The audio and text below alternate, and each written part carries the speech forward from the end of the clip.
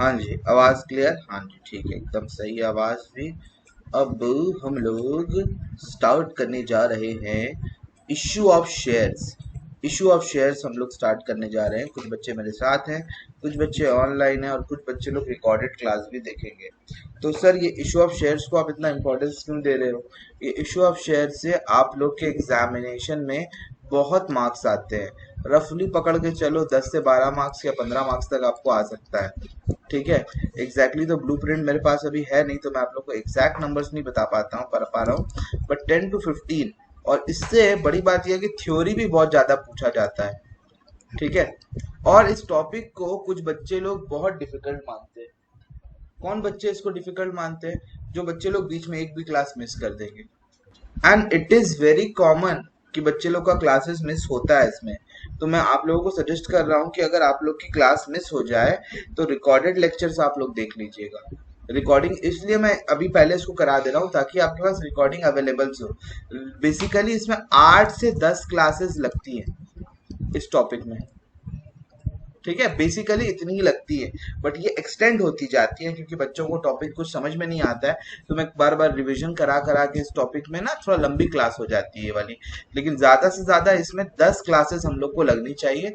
10 classes के अंदर ये हमारा टॉपिक जो है इशू ऑफ शेयर्स ये कंप्लीट हो जाएगा, excluding the introduction class. Excluding introduction class. आज जो आपकी क्लास होगी ये इंट्रोडक्शन वाली क्लास होने वाली है। सर, इंट्रोडक्शन में आप बेसिकली क्या पढ़ाओगे? थोड़ा बहुत मैं आइडिया दूंगा आप लोग को शेयर्स कैसे इशू होता है। और कंप्लीट जो आज स्टडी होगी वो बेसिकली आपकी theoretical, what do you know about a company, company के बारे में हम लोग आज पढ़ने वाले हैं। तो लेट्स स्टार्ट दिस टॉपिक। चलिए। अरे भाई खुल जाओ मेरे भाई, खुल जाओ नालायक, खुल जाओ। ठीक है जी, खुल जाएगा। हाँ, वो इसमें खुल गया ऑलरेडी। इतना सारे फाइल्स खुल गई है, देखो। मैं ही नालायक, इतनी सारी फाइल्स खोल दी है। ठीक है जी, ठीक है। ये लो जी, ये हमारा टॉपिक है इशू ऑफ शेयर्स का। It is getting downloaded, please wait करिएगा, आ जाएगा अभी स्क्रीन में। ये लो, आ गया। So I hope student can see my screen, please let me know. आप लोगों को स्क्रीन दिखाई दे रहा है? हम सब दिखा देना जस्ट, हाँ। वहां से एक बार शो कर देना मेरे को, मैं समझूंगा ओके है सब कुछ। ठीक है। अनुश्री क्लियरली दिख रहा है, कोई दिक्कत नहीं है? चलो जी। The topic is company accounts. इसको हम लोग बोलते हैं accounting of share capital. Sir क्या होता है सर शेयर कैपिटल? ये आज हम लोग डिस्कस करने जा रहे हैं। सुनिए जी, सबसे पहली बात, शेयर कैपिटल को जानने से पहले आप लोग को कुछ चीजों को जानना पड़ेगा कि शेयर कौन इशू करता है। तो पहले शेयर का फंडा आप समझ लो। ठीक है, शेयर फंडा क्या है? एक होता है सोल प्रोपराइटर। क्या होता है सर? Sole proprietor. ये क्या होता है सोल प्रोपराइटर? सोल प्रोपराइटर होता है वन मैन आर्मी। ये सारे बिजनेस को अकेले संभालता है। फिर उसके अलावा होता है पार्टनरशिप, उसके अलावा होता है एनजीओस या एनपीओस, और होता है कंपनीज। ठीक है। सोल प्रोपराइटर का जो ओनर होता है वही मैनेज करता है, वही सब कुछ देखता है। ठीक है, ओनर भी वही, मैनेजमेंट भी वही। पार्टनरशिप में बहुत सारे ओनर्स होते हैं और वही लोग मिलके मैनेज भी कर लेते हैं। एनपीओ तो आपकी संस्था होती है, वेलफेयर के लिए होती है। ये किस लिए होती है? वेलफेयर के लिए होती है। बचा क्या? कंपनी। कंपनी एक अलग चीज है। कंपनी क्या होती है? कंपनी अपना पैसा जो है वो शेयर होल्डर से उठाती है, और इसको जो मैनेजमेंट करते हैं उनको हम लोग बोलते हैं डायरेक्टर्स। क्या बोलते हैं? डायरेक्टर्स। इसके ओनर होते हैं शेयर होल्डर्स, और इसकी जो मैनेजमेंट होती है वो किसके हाथ में होती है? सर वो डायरेक्टर्स के हाथ में होती है। ये आपका एक कंपनी है। क्या है? कंपनी। तो सर कंपनी होती क्या है वो आज पहले हम लोग डिस्कस कर लेते हैं कि व्हाट इज अ कंपनी। तो कंपनी जो है आज के डेट में इंडिया में, कंपनी को कंपनी एक्ट 2013 गवर्न करता है। कौन सा एक्ट गवर्न करता है? Companies act 2013। मतलब सर ये जो कंपनीज एक्ट नया वाला हमारा बना है, क्या इससे पहले कोई एक्ट नहीं था? ये 2013 में क्या पहली बार इसके ऊपर में एक्ट बना? तो नहीं, इससे पहले एक कंपनीज एक्ट था पुराना वाला, जो कि था कंपनीज एक्ट 1956। इंडिया की आजादी के बाद ये वाला कंपनीज एक्ट भी हमारे यहाँ बना था। ये दो कंपनीज एक्ट हमारे पास थे, लेकिन 2013 आते आते तक टेक्नोलॉजीज में बहुत चेंजेस आ गए, सॉफ्टवेयर का जमाना आ गया, पूरा इंटरनेट से काम होने लगा, ऑनलाइन चीजें होने लगी, तो बहुत सारे इसमें आपका चेंजेस लाके नया कंपनीज एक्ट 2013 पड़े। मैं आप लोग को इत्तेफाक की बात बताता हूँ, मैं अपने क्लास 12 जो था मेरा, मैं 2010 से 2012 के बैच में था। 2010 से 2012 वाले बैच में मैंने अपना क्लास 11 12 किया है। तो हमारे टाइम पे ये वाला कंपनीज एक्ट चलता था, कंपनीज एक्ट 1956। जब मैं ग्रेजुएशन में किया, मतलब 2012 से लेके 15 तक का मेरा ग्रेजुएशन हुआ था, इस टाइम में मैंने कौन सा कंपनीज एक्ट पढ़ा? मैंने पढ़ा कंपनीज एक्ट 2013। इनफैक्ट मैं अपनी सीए की जब पढ़ाई कर रहा था, सीए इंटर में अपना जब था मैं, तो तब भी मैं कंपनीज एक्ट 2013 पढ़ा। तो हम लोग वो बैचेस में से हैं जो बैचेस ने दोनों कंपनीज एक्ट पढ़ा है, कंपनीज एक्ट 1956 भी और कंपनीज एक्ट 2013 भी। लेकिन जब से मैं बच्चों को पढ़ा रहा हूँ तो मैं कंपनीज एक्ट 2013 ही पढ़ा रहा हूँ। तो कंपनीज एक्ट 2013 कहता क्या है? कंपनीज एक्ट 2013 कहता है company means a company incorporated under this act और एनी प्रीवियस कंपनी लॉ। मतलब आप इसके लिए किसी भी कंपनी को कंपनी मान सकते हो जो चाहे इस लॉ के या इस एक्ट के हिसाब से रजिस्टर्ड हो या किसी प्रीवियस लॉ के हिसाब से रजिस्टर्ड हो। यानी 2013 से पहले भी अगर कोई कंपनी रजिस्टर्ड हुई थी, उसको भी क्या माना जाएगा? कंपनी माना जाएगा। सर कंपनी किसको बोला गया है? तो ये बहुत ही फेमस डेफिनेशन है प्रोफेसर हैने का, और शायद से बहुत सारी लॉ में भी, बहुत सारे कानून में भी यही वाला डेफिनेशन दिया गया है। मैं इस डेफिनेशन का एक एक पार्ट डिस्कस करूंगा, बट पहले आप डेफिनेशन सुनिए। Company is an artificial person. Sir, what do you mean by artificial person? The person which is created by law. Sir और क्या पर्सन होता है? Natural person. मैं एक नेचुरल पर्सन हूँ, नेचर ने मुझे बनाया। हाँ, नेचर ही ने बनाया।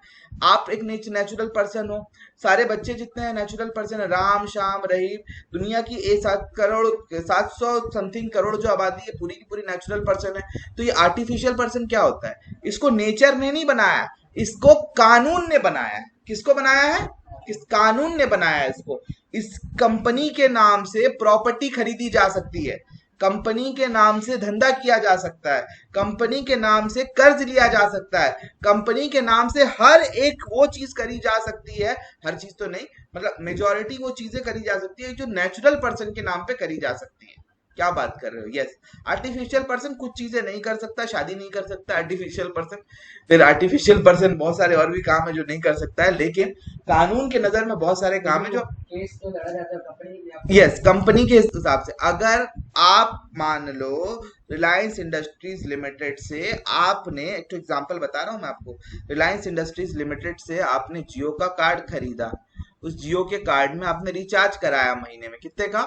सर मैंने 6 महीने का रिचार्ज, 84 डेज का रिचार्ज कराया, 500 रुपए। मैं एवरेज मान लेता हूँ कि उससे कम ही है, मेरे को पता है, बट मैं ऐसी रफली बोल रहा हूँ, 500 रुपए का मैंने रिचार्ज कराया। अब वो रिचार्ज कराने के बाद आपके मोबाइल में डेटा जो है 10 दिन में ही खत्म हो गया।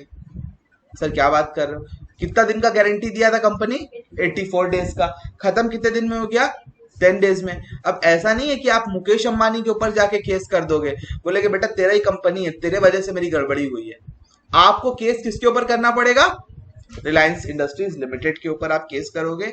आप इस केस में मुकेश अंबानी की प्रॉपर्टी को स्यू नहीं कर सकते हो। यहाँ पे ओनर और बिजनेस दोनों एकदम कानून के नजर में अलग है, ठीक है। कुछ जगह में इस कर्टेन को उठाया जाता है जब बहुत बड़ा घोटाला होता है, जैसे कि अभी इंडिया में जो घोटाला हुआ विजय माल्या ने किया। क्या करा? विजय माल्या भाग गया, विजय माल्या को स्यू करा जा रहा है मगर उतने हद तक नहीं। लेकिन अगर ये इसका पर्सनल बिजनेस होता, इतना बड़ा बिजनेस तो पर्सनल होता नहीं है, लेकिन अगर पर्सनल बिजनेस होता तो उसको उसके लिए सेंटेंस्ड भी किया जा सकता था और बहुत बढ़िया एक्शन लिया जा सकता था उसके खिलाफ में। कंपनी रहती है तो कंपनी में थोड़ा सा लीनियंट हो जाती है चीज। यहाँ पे माना जाता है ओनर और बिजनेसमैन जो है दोनों अलग अलग है। ओनर का अपना घर है, ओनर का अपना घर है। अब मान लो मेरा भी शेयर है, किसमें? किंगफिशर लिमिटेड में मेरा शेयर है। बात समझना बहुत इंपॉर्टेंट, ठीक है। किंगफिशर डूब गई, मेरा तो नुकसान हुआ ही हुआ। अब एसबीआई मेरे घर में आके खड़ा हो गया, भाई तुम किंगफिशर के ओनर हो। हम लोग कब ओनर बन गया? मैं शेयर होल्डर हो ना। शेयर होल्डर का मतलब क्या होता है? ओनर। मेरा मतलब आपका घर बेच के एसबीआई अपना लोन लेगा, क्या ऐसा हो सकता है?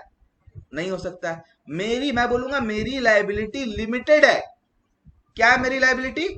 लिमिटेड है। जितने का मैंने शेयर खरीदा है उससे एक फुटी कोड़ी भी आप मेरे से ज्यादा नहीं ले सकते हो।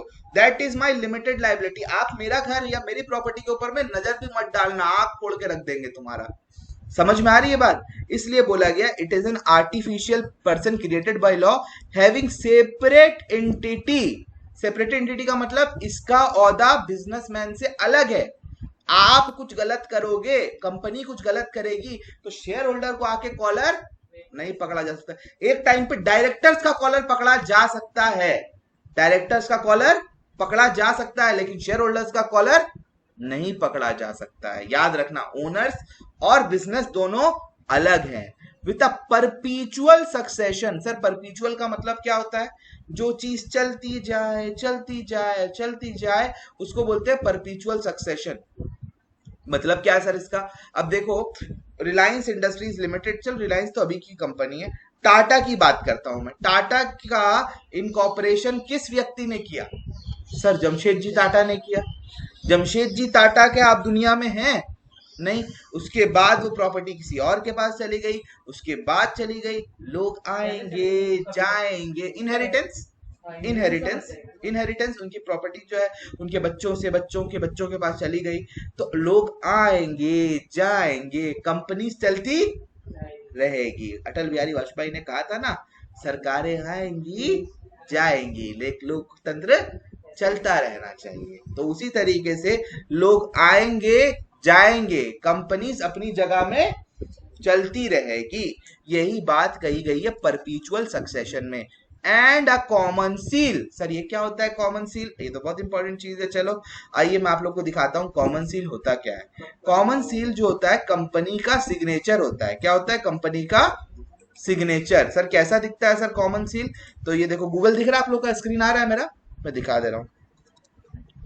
कॉमन, सॉरी, कॉमन सील आ गया? नहीं आया सर आवाज और मनोज को प्रॉब्लम हो रहा है। क्या प्रॉब्लम हो रहा है भाई?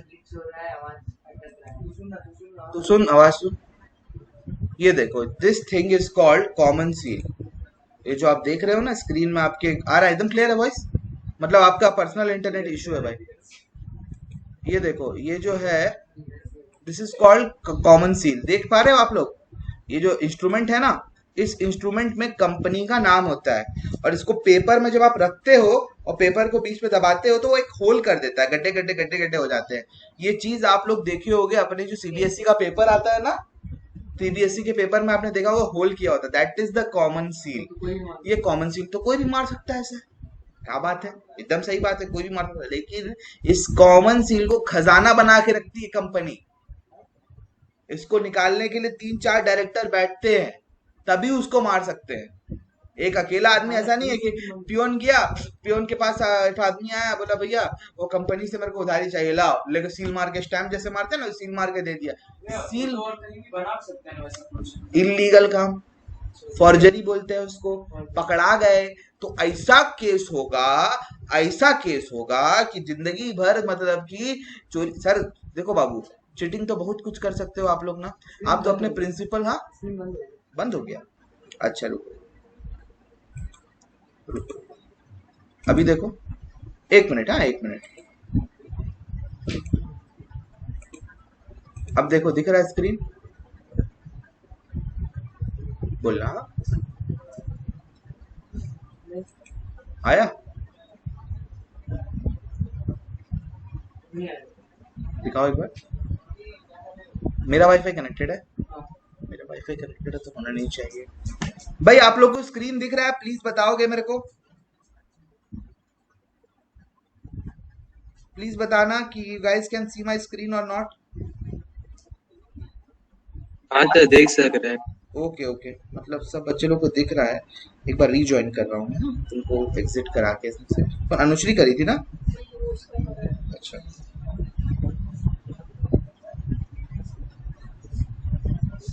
आ जाएगा आ जाएगा आ जाएगा आ जाएगा। तो जी समझ में आई मेरी बातें आप लोगों को कि कंपनी का ये होता है कॉमन सील। सर ये कॉमन सील कोई भी बना सकता है क्या? बनाओ तो बेटा, फिर पता चलेगा क्या होता है। एक मिनट बेटा, एक मिनट।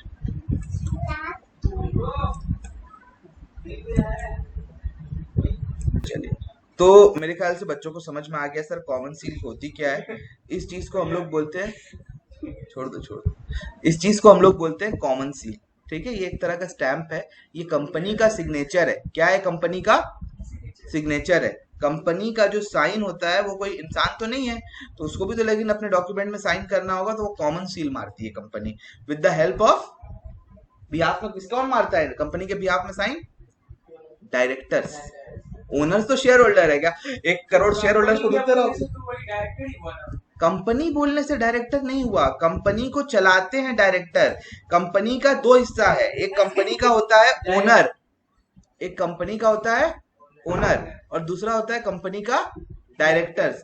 ओनर्स जो होते हैं वो शेयर होल्डर्स है, और डायरेक्टर्स जो है वो मैनेजमेंट है। नहीं, अगर मैं मेजोरिटी से मेरे पास है तो मैं डायरेक्टर बन सकता हूं।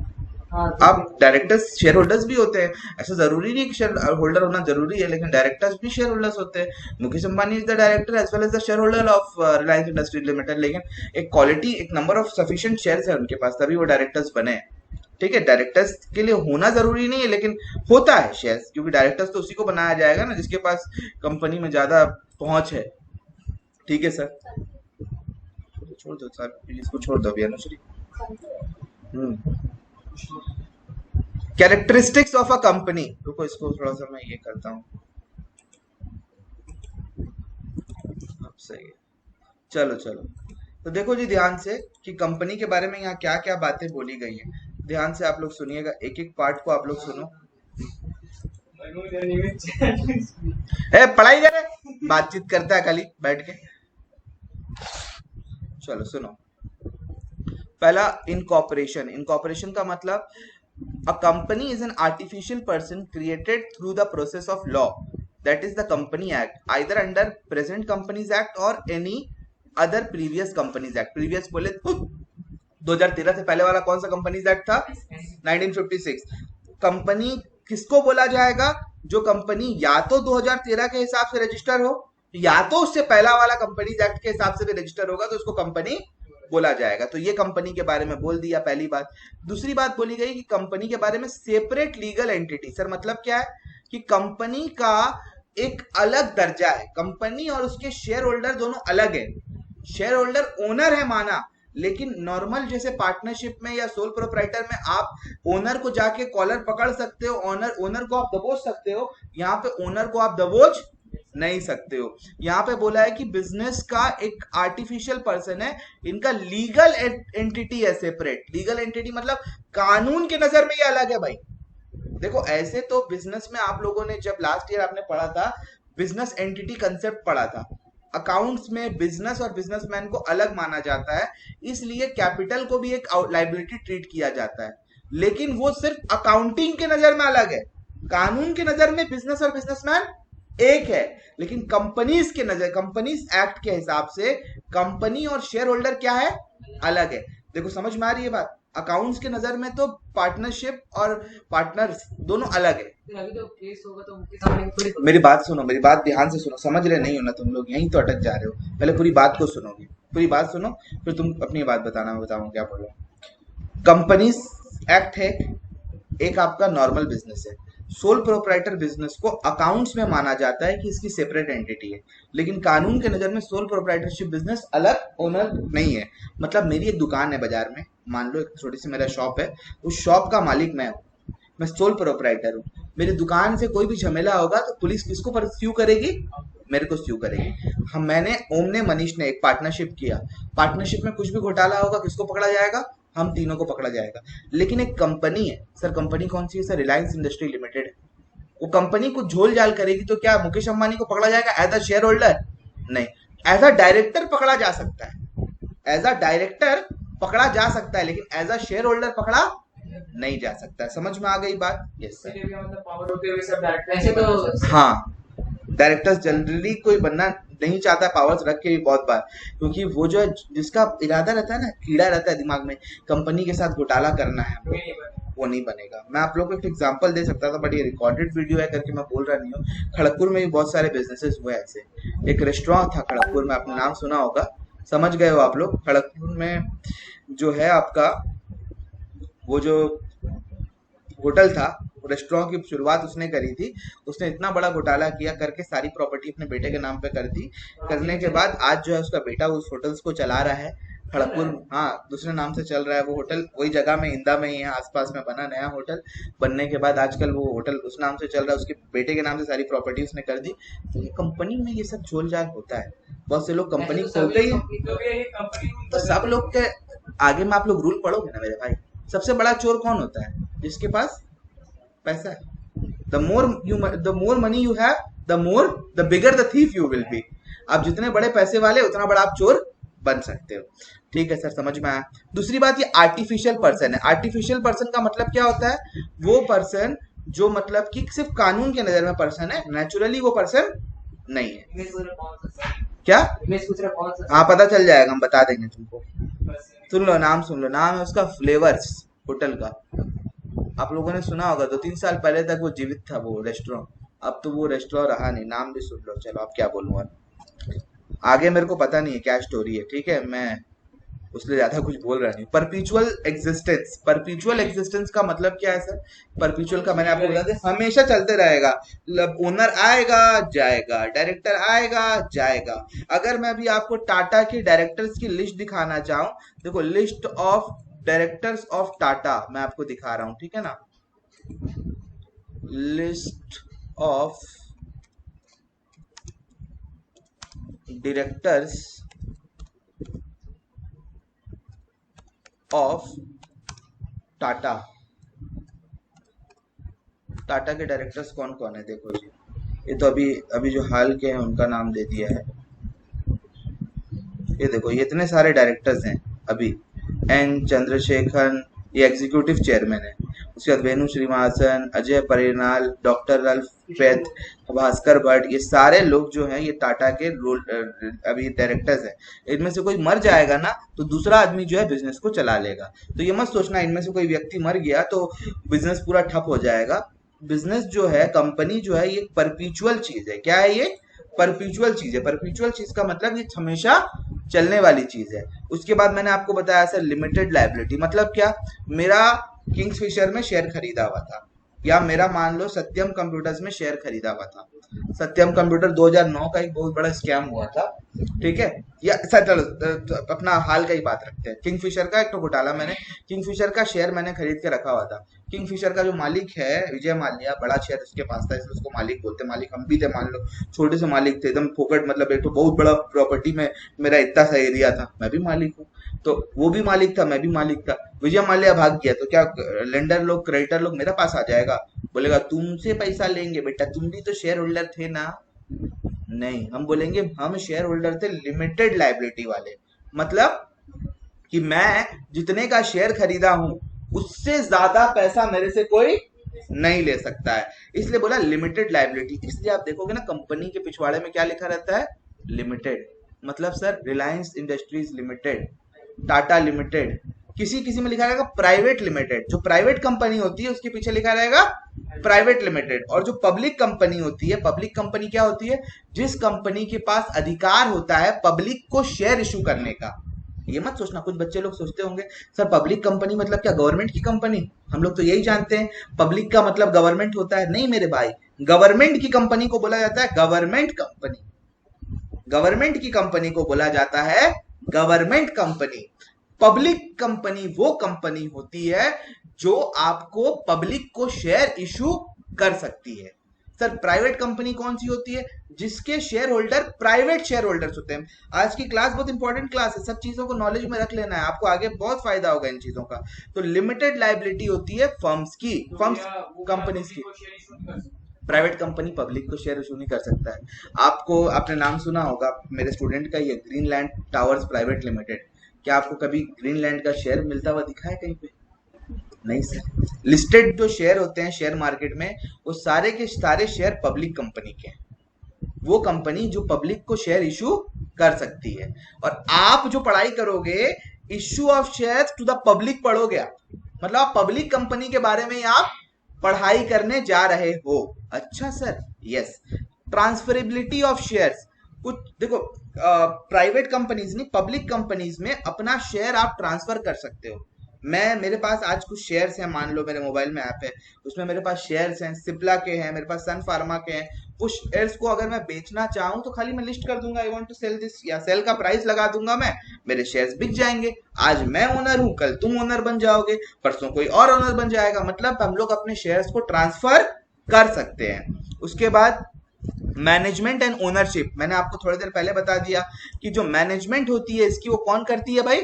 डायरेक्टर्स। और ओनर्स कौन होते हैं इसके? Sir share holders. याद रखना है इस बात को। कॉमन सील क्या है? कॉमन सील हो भी सकती है, नहीं भी हो सकती है। ऐसा नहीं है कि कंपनी को कॉमन सील रखना जरूरी है, ये मत समझना कि कंपनी को सील रखना जरूरी है, लेकिन बोला है कि अ कंपनी मे और may not have a common seal. Common seal मैंने आप लोग को दिखा दिया क्या है। if it has a common seal, it is affixed to all important documents of the company। Company के हर एक डॉक्यूमेंट में उस सील को लगाया जाता है। तो ये कुछ फीचर्स मैंने 8 फीचर्स आपके साथ डिस्कस कर लिए। मैं जानना चाहता हूँ बच्चा लोगों को कोई फीचर अगर समझ में नहीं आया है तो मेरे से पूछ ले भाई। चलो जी, चैट बॉक्स में बताना मेरे को कोई फीचर अगर आप लोग को डाउट है तो।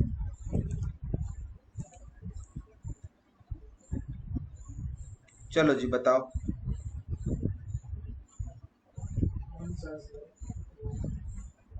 बताओ कोई डाउट है? नहीं है तो बोल दो मेरे को, सर कोई डाउट नहीं, आगे बढ़ जाऊंगा फिर मैं।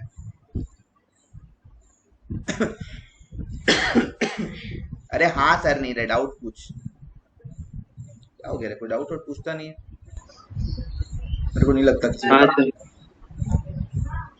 हाँ नहीं सर, नहीं सर, एक देखो एक नालायक है। नहीं सर, अभी हम इससे डाउट पूछेंगे ना बोलेगा क्या सर, क्यों सर, किस लिए सर। यही वाला हमको बस समझ में नहीं आया सर। बाकी सब समझ में आ गया। फिर दूसरा पूछेंगे, ये वाला दूसरा था जो मेरे को समझ में नहीं आया, बाकी सब आ गया। ऐसे करके सब कुछ पूछ लेगा, खाली मेरे को एक ही चीज, क्या चैप्टर स्टार्ट कर रहे हैं, बगल वाला से पूछ के वो बताएगा मेरे को, बोलेगा अच्छा ये ओके। चलिए जी, चलिए आगे बढ़ते हैं sir. What is the difference between partnership and company? ये तो आप लोग के लिए बहुत कॉमन चीज है, ये आप लोग से हो सकता है एग्जाम में पूछा जाए। सर कितना मार्क्स का क्वेश्चन आ सकता है? मेरे भाई 3 मार्क्स से ज्यादा आपसे थ्योरी नहीं पूछेगा, ठीक है? 3 मार्क्स से ज्यादा आपसे थ्योरी नहीं पूछेगा। ऐसे तो एमसीक्यूज पूछने वाला है आप लोग से, लेकिन अगर थ्योरी पूछा भी 3 मार्क्स से ज्यादा नहीं, तो 3 मार्क्स में कितना पॉइंट? 3 पॉइंट इनफ है। लेकिन जान के अपने को सब रखना है। सुनो, पार्टनरशिप किसको बोलते हैं? ये एग्रीमेंट से बनता है अमंग पार्टनर्स। किससे बनता है? Agreement among partners. आपस में एग्रीमेंट किया, आपने पार्टनरशिप बना लो। और ये पार्टनरशिप एक्ट 1932 से गवर्न किया जाता है सर। मतलब ये पार्टनरशिप एक्ट इंडिपेंडेंस से भी पहले का है। इसमें कोई चेंजेस नहीं लाया गया? नहीं सर, इसमें कोई भी चेंजेस नहीं लाया गया। नेक्स्ट, कंपनी किससे बनाया गया? एक मिनट बेटा, क्या हो गया? उधर जाओ।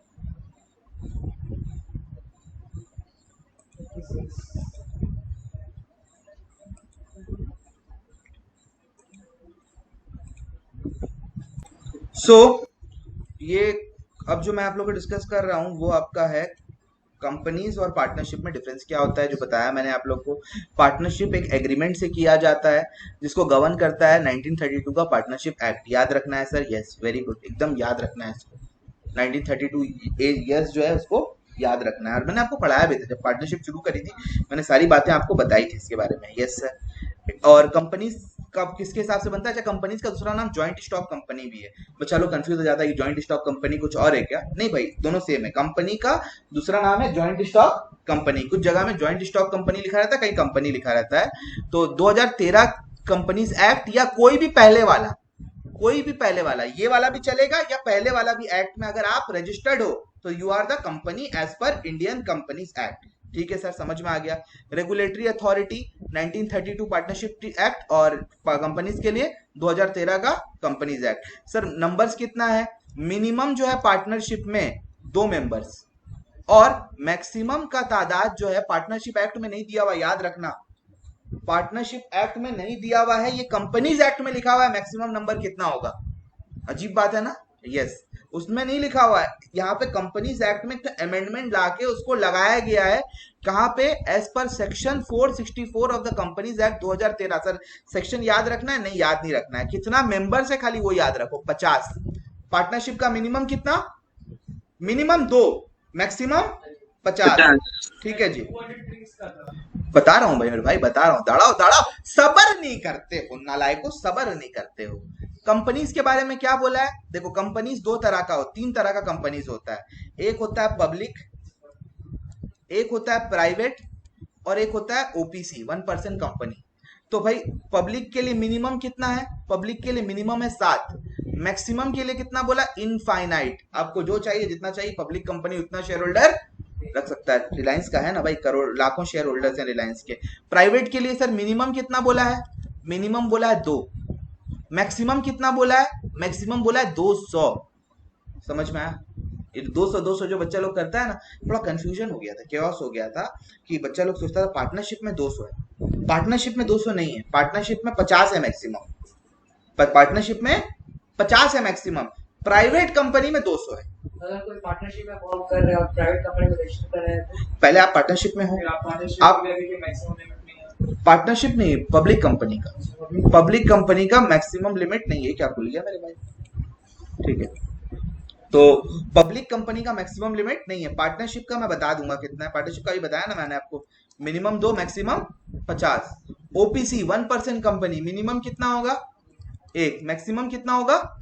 1। 1 से ज्यादा नहीं, 1 से कम नहीं, 1% कंपनी, नाम ही समझ में आ रहा है इसमें कितना।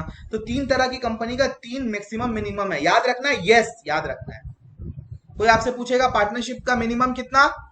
2, मैक्सिमम कितना? 50। पब्लिक कंपनी मिनिमम कितना?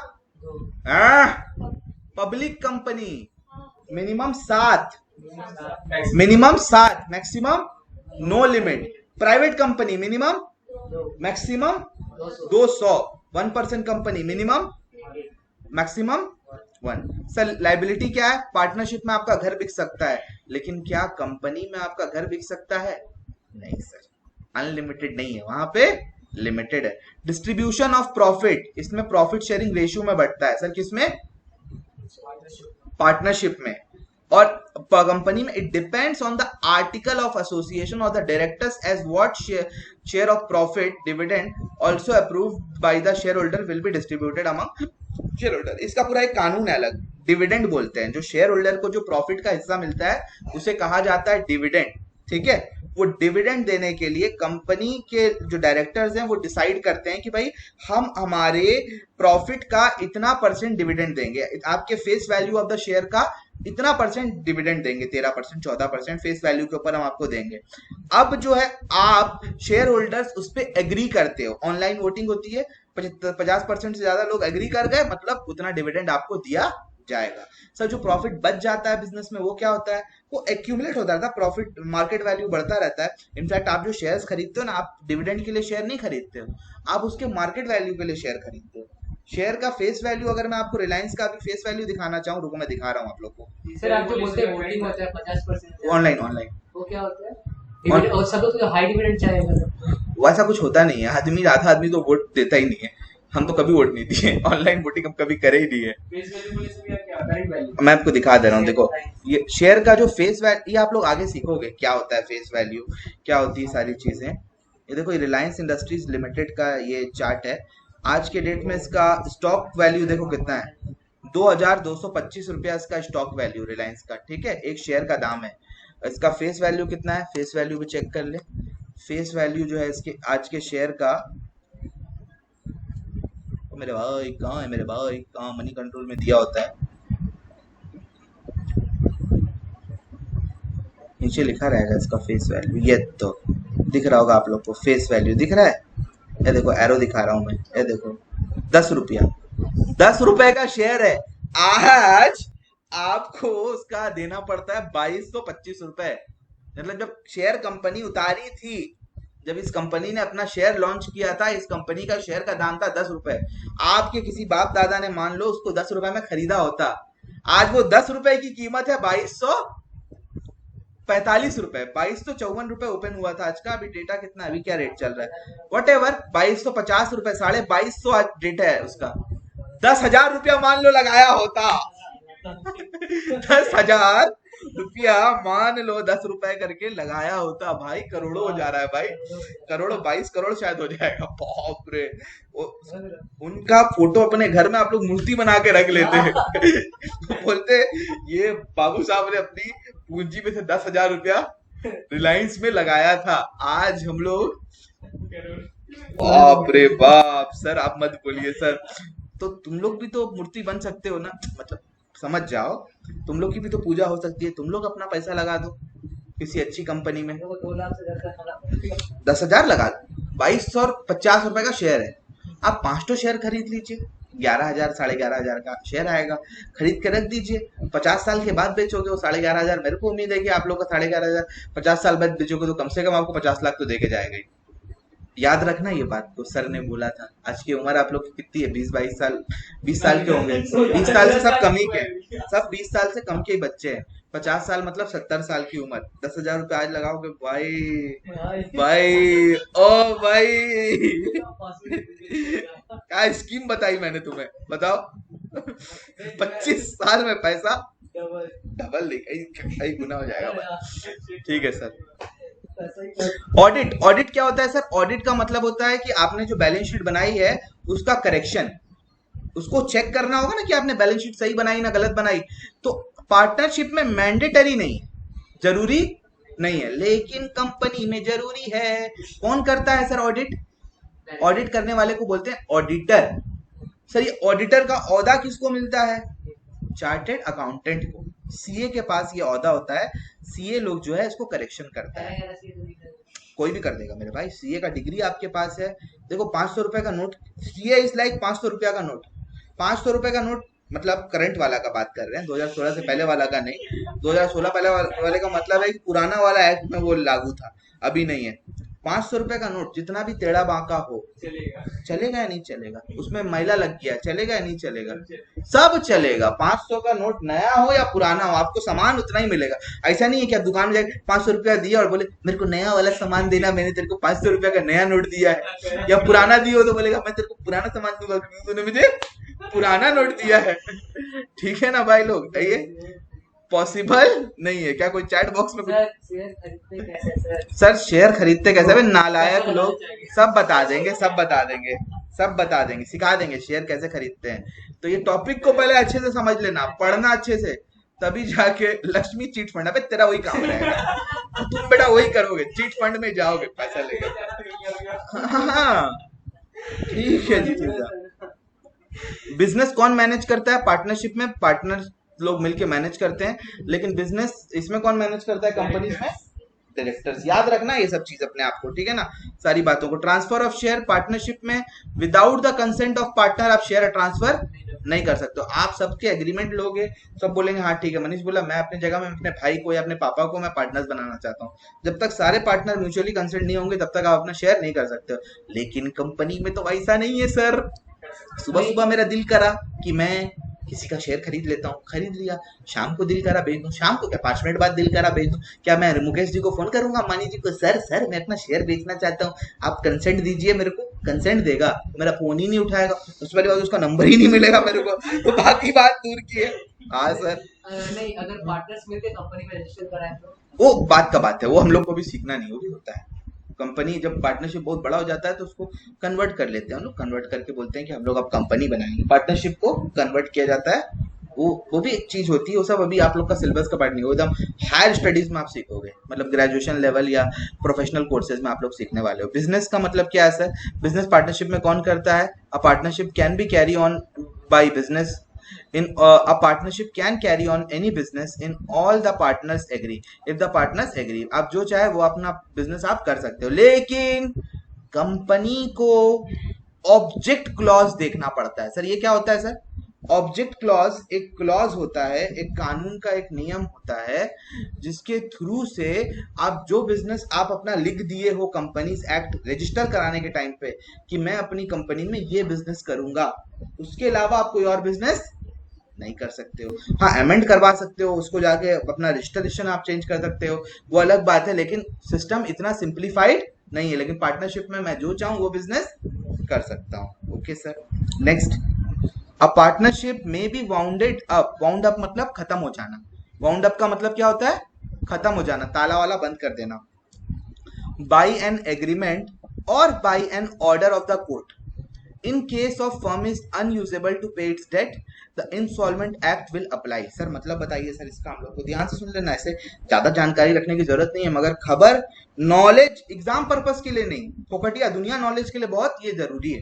क्या सर जरूरी है, देखो पार्टनरशिप बिजनेस कब बंद होगा, एक हम लोग आपस में एग्रीमेंट कर लिए भाई अब हमारा बिजनेस चल रहा नहीं है, हम लोग बंद कर देते हैं, इसको बोलते हैं डिसोल्यूशन ऑफ पार्टनरशिप, सीखोगे बाद में कैसे बिजनेस को बंद किया जाता है, डिसोल्यूशन ऑफ पार्टनरशिप। और कैसे कर सकते हैं, कोर्ट बोल दिया कि बिजनेस बंद करो तुम लोग अपना, हम लोग कहा है सर तुम लोग अपना सारा इतना सारा क्रेडिटर बना के रख लिया है पॉकेट में, तुम लोग के पास पैसा नहीं है, कहां से देगा, इंसॉल्वेंसी एक्ट लगाया जाएगा हम लोग के ऊपर में, घर बेचा जाएगा, प्रॉपर्टी बेची जाएगी और बिजनेस को बंद कर दिया जाएगा। सर कंपनी कब बंद होता है, can only be wound up by carrying out the process prescribe by companies act 2013।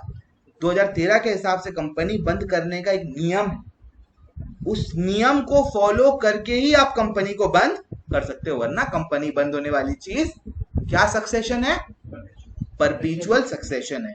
Sir stability क्या होती है, it is affected by death, retirement, insolvency of a partner. देखिए भाई सीधी सी बात है, पार्टनरशिप में अगर किसी पार्टनर का डेथ हो जाए पार्टनरशिप को इफेक्ट होगा, किसी पार्टनर का आपका रिटायरमेंट हो जाए पार्टनरशिप को इफेक्ट होगा, पार्टनरशिप में कोई पार्टनर इंसॉल्वेंट हो जाए तो भी पार्टनरशिप को इफेक्ट होगा। लेकिन कंपनी में ऐसा है क्या, आप आओ अब जाओ, जो हो रहा है बिजनेस अपना चलता रहेगा, तो ना ट्रांसफर से, ना इंसॉल्वेंसी से, ना डेथ से किसी से कंपनी को फर्क पड़ने वाला नहीं है। सर कंपनी कितनी तरह की होती है, तो basically there are 3 types of company. One, ऐसे तो 2 टाइप की कंपनी बोलते हैं, ऐसे तो 2 टाइप की कंपनी होती है, एक आपका प्राइवेट, दूसरा पब्लिक। सर कैसी, देखो मैं लिख दे रहा हूं, काइंड्स ऑफ कंपनी, एक आपका हो गया प्राइवेट और दूसरा हो गया आपका पब्लिक। प्राइवेट में 2 तरह की कंपनी है, एक नॉर्मल प्राइवेट कंपनी और एक 1% कंपनी। तो 1% company itself is what company, private company. अगर उसका नेचर आप जानोगे तो वो एक प्राइवेट कंपनी है, ठीक है, लेकिन उसको नाम दर्जा अलग दे दिया गया है, और ये पहले नहीं था। सर ये कब आया, ये 1956 वाला में हम लोग नहीं पढ़े हैं, ये 2013 में इसको डाला गया है। पहले क्या होता था ना, आदमी लोग को अगर कंपनी फॉर्म करना है तो 2 आदमी होना जरूरी है, अब बोला नहीं एक अकेला आदमी भी 1% कंपनी बना सकता है, लेकिन उसके लिए कुछ नियम कर दिया है, ओनली अ नेचुरल पर्सन। देखिए कंपनी के नाम से 1% कंपनी नहीं खोला जा सकता है, मतलब सर नहीं समझे, आपको मैंने थोड़ी देर पहले बताया, पहले लीगल एंटिटी है ना, लॉफुली चाहे तो कंपनी अपने नाम से क्या कर सकता है, बिल्डिंग खरीद सकता है, बिजनेस कर सकता है, जो चाहे वो कर सकता है, लेकिन कंपनी के नाम से 1% कंपनी खोला नहीं जा सकता। उसमें नेचुरल पर्सन होना जरूरी है, किसको होना जरूरी है, नेचुरल पर्सन को, ओपीसी खोलने के लिए, वो भी पर्सन इंडियन सिटीजन होना चाहिए एंड रेसिडेंट ऑफ इंडिया, मतलब एनआरआई लोग 1% कंपनी नहीं खोल सकता। घोटाला कर दिया आपने, घोटाला करके आप वहीं के वहीं रह गए तो उसको पकड़ेगा आदमी। 1% कंपनी खोलने का इजाजत मिला है, लेकिन उसमें कानून लगा दिया गया है, sir can be a nominee for the sole member, वो किसी सोल मेंबर हो सकता है 1% कंपनी का, एक अकेला आदमी खोल ले ऐसा कोई इसमें जरूरी नहीं है। It can not be form by for charitable purpose, आप कोई चैरिटी पर्पस करने के लिए ये नहीं खोल सकते हो, मतलब आपको बिजनेस करने के लिए ये खोलना पड़ेगा। 1% company can only be, sorry 1% can only form 1% company और become nominee of only one such company. आप एक ही कंपनी खोल सकते हो अपने नाम से और एक ही कंपनी के आप नॉमिनी हो सकते हो। ये मत सोचो कि आप 10 to 1% कंपनी खोल के रख दिए, एक ही कंपनी आपको खोलना है। सर इसमें क्या कुछ फायदा है, फायदा है तभी तो आदमी इसको खोलते हैं। It can not be carry out by non banking and financial investment activity, sir मतलब आप अपना पैसा बैंक के अलावा कहीं और इन्वेस्ट नहीं कर सकते हो। आपने खोल दिया एक कंपनी ओम 1% प्राइवेट लिमिटेड या ओम प्राइवेट लिमिटेड, 1% तो नहीं होगा, पीवीटी एलटीडी पीछे में लिखा रहेगा बस उसके, ओम प्राइवेट लिमिटेड। ये कंपनी क्या करती है, शेयर मार्केट में पैसा लगाती है, इन्वेस्टमेंट करती है, नहीं कर सकते हो, अलाउड नहीं है। सर बैंक में, हाँ बैंक में आप एफडी करना चाहो करो ना, कोई दिक्कत नहीं है, उसमें कोई रोक नहीं है, नॉन बैंकिंग फाइनेंशियल ट्रांजैक्शन को रोका गया है। समझ में आई बात? क्लियर है फंडा? Yes sir. It's paid up capital is not more than 50 lakh. 50 lakh से ज्यादा का कैपिटल नहीं हो सकता है। मतलब सर कंपनी का शेयर कैपिटल का फेस वैल्यू 50 लाख से ज्यादा नहीं हो सकता है। हाँ, अपना अपने पास ही रखता है ना, इशू नहीं करता है शेयर, अपने के अपने पास रखता है। इशू तो सिर्फ पब्लिक कंपनी करती है, प्राइवेट कंपनी भी शेयर इशू नहीं करती। नहीं, जो ओपीसी का जो मालिक है हाँ। वो शेयर में ट्रेडिंग नहीं कर सकता है, कंपनी के नाम से, कंपनी के नाम से, कंपनी के नाम से। पर्सनल कर सकता पर्सनल पर्सनल तो यार जिंदगी में जो करना है करो ना, कंपनी के नाम से आप नहीं कर सकते हो। पर्सनल आप जो चाहे वो आप कर सकते हो। It's average annual turnover for 3 years should not exceed 2 crore. मतलब सर इसका सेल्स जो है 3 साल, पिछला 3 साल के लिए उसका एवरेज सेल्स बोला, एक हो सकता है किसी साल में 2 करोड़ हुआ है, किसी साल में 3 करोड़ भी हुआ, किसी साल में 1 करोड़ हुआ। एवरेज कितना हो गया सर? 2 ही करोड़ रहा, तो एलिजिबल है। एवरेज 3 साल का, एक साल आपका 2.25 हो गया, एक साल आपका 1.75 हो गया, एक साल 2 ही करोड़ हुआ, तब भी आपका एवरेज 2 करोड़ है। 1% कंपनी के लिए एवरेज सेल्स 3 साल का पर ईयर का सेल 2 करोड़ से ऊपर नहीं जाना चाहिए। समझ में आई बात? यस सर, समझ में आ गई बात हम लोग को। आगे क्या बोला? Private company. प्राइवेट कंपनी में क्या बोला है भाई? is a company which has minimum paid up share capital as prescribed and which by the article of association। इसमें भी एक मिनिमम कैपिटल रख दिया गया है, बोला इतना कम से कम आपके पास कैपिटल होगा तो आप बिजनेस कर सकते हो। The companies act are not required to have minimum paid up capital at present vide notification dated 2015। पहले ना एक लिमिट लगा दिया गया था कि कम से कम 5 लाख होना चाहिए आपको प्राइवेट कंपनी के लिए, 2 लाख होना चाहिए इसके लिए, 7 लाख इसके लिए। वो अब सिस्टम नहीं है, तो याद करने की भी जरूरत, 2015 से वो लिमिट को, मिनिमम कैपिटल को हटा दिया गया है। अब मिनिमम कैपिटल पहले था 2 लाख रुपया होना चाहिए इसके लिए, 7 लाख होना चाहिए उसके लिए, तो अब सिस्टम नहीं है, वो आपको याद करने की जरूरत नहीं है। ठीक है सर। कम से कम कितना आदमी सर? 2 आदमी। ज्यादा से ज्यादा कितना आदमी? 200 आदमी। शेयर ट्रांसफर नहीं कर सकते हैं, मतलब आप शेयर मार्केट में उसको बेच नहीं सकते हो शेयर को, प्राइवेट कंपनी के शेयर को। ठीक है, कभी भी आप मार्केट में देखोगे नहीं कोई प्राइवेट कंपनी का शेयर लिस्टेड होगा। हाँ सर सही बोला आपने। Prohibits any invitation to public to prescribe any securities of the company। Reliance private limited नहीं है, रिलायंस इंडस्ट्रीज लिमिटेड है। जस्ट 1 मिनट वेट करना, एक्सटर्नलिटीज डिस्टर्बेंस हो रहा है। ठीक है सर। तो प्राइवेट कंपनी शेयर मार्केट में बेच नहीं सकती है। ठीक है सर। मिनिमम डायरेक्टर 2 होने चाहिए और मैक्सिमम 15 डायरेक्टर्स, 2 कम से कम, मिनिमम 15। अच्छा एक बात और रूल समझ लो कि कंपनी लॉ बोलता है कि 1/3 ऑफ द डायरेक्टर्स औरत होनी चाहिए। ठीक है, औरतें, फीमेल एम्पावरमेंट के लिए कंपनीज एक्ट ने ये नॉर्म्स लगाया, शायद 2010 ना 7 में ये नॉर्म्स आया था कि कम से कम 1 औरत डायरेक्टर होनी चाहिए। मतलब अगर आप 2 आदमी का भी डायरेक्टर बना के कंपनी खोल रहे हो तो आपको एक फीमेल आपको डायरेक्टर चाहिए, ये रूल। हाँ आपको किसी ना किसी को बनाना पड़ेगा, नहीं होगा आपको एक, नहीं तो आप 1% कंपनी बना लीजिए। अब अगर वैसा ही ऐसा थोड़ी है दुनिया में, इंडिया में 50% ऑफ द वीमेन और आप बोलते हो मम्मी को बना लो, बहन को बना लो, ठीक है ना, अपनी वाइफ को बना लो, या अपना कोई क्लोज फ्रेंड को बना लो, खुश कर दो। जो हंसता है तो बारिश होती है। ठीक है।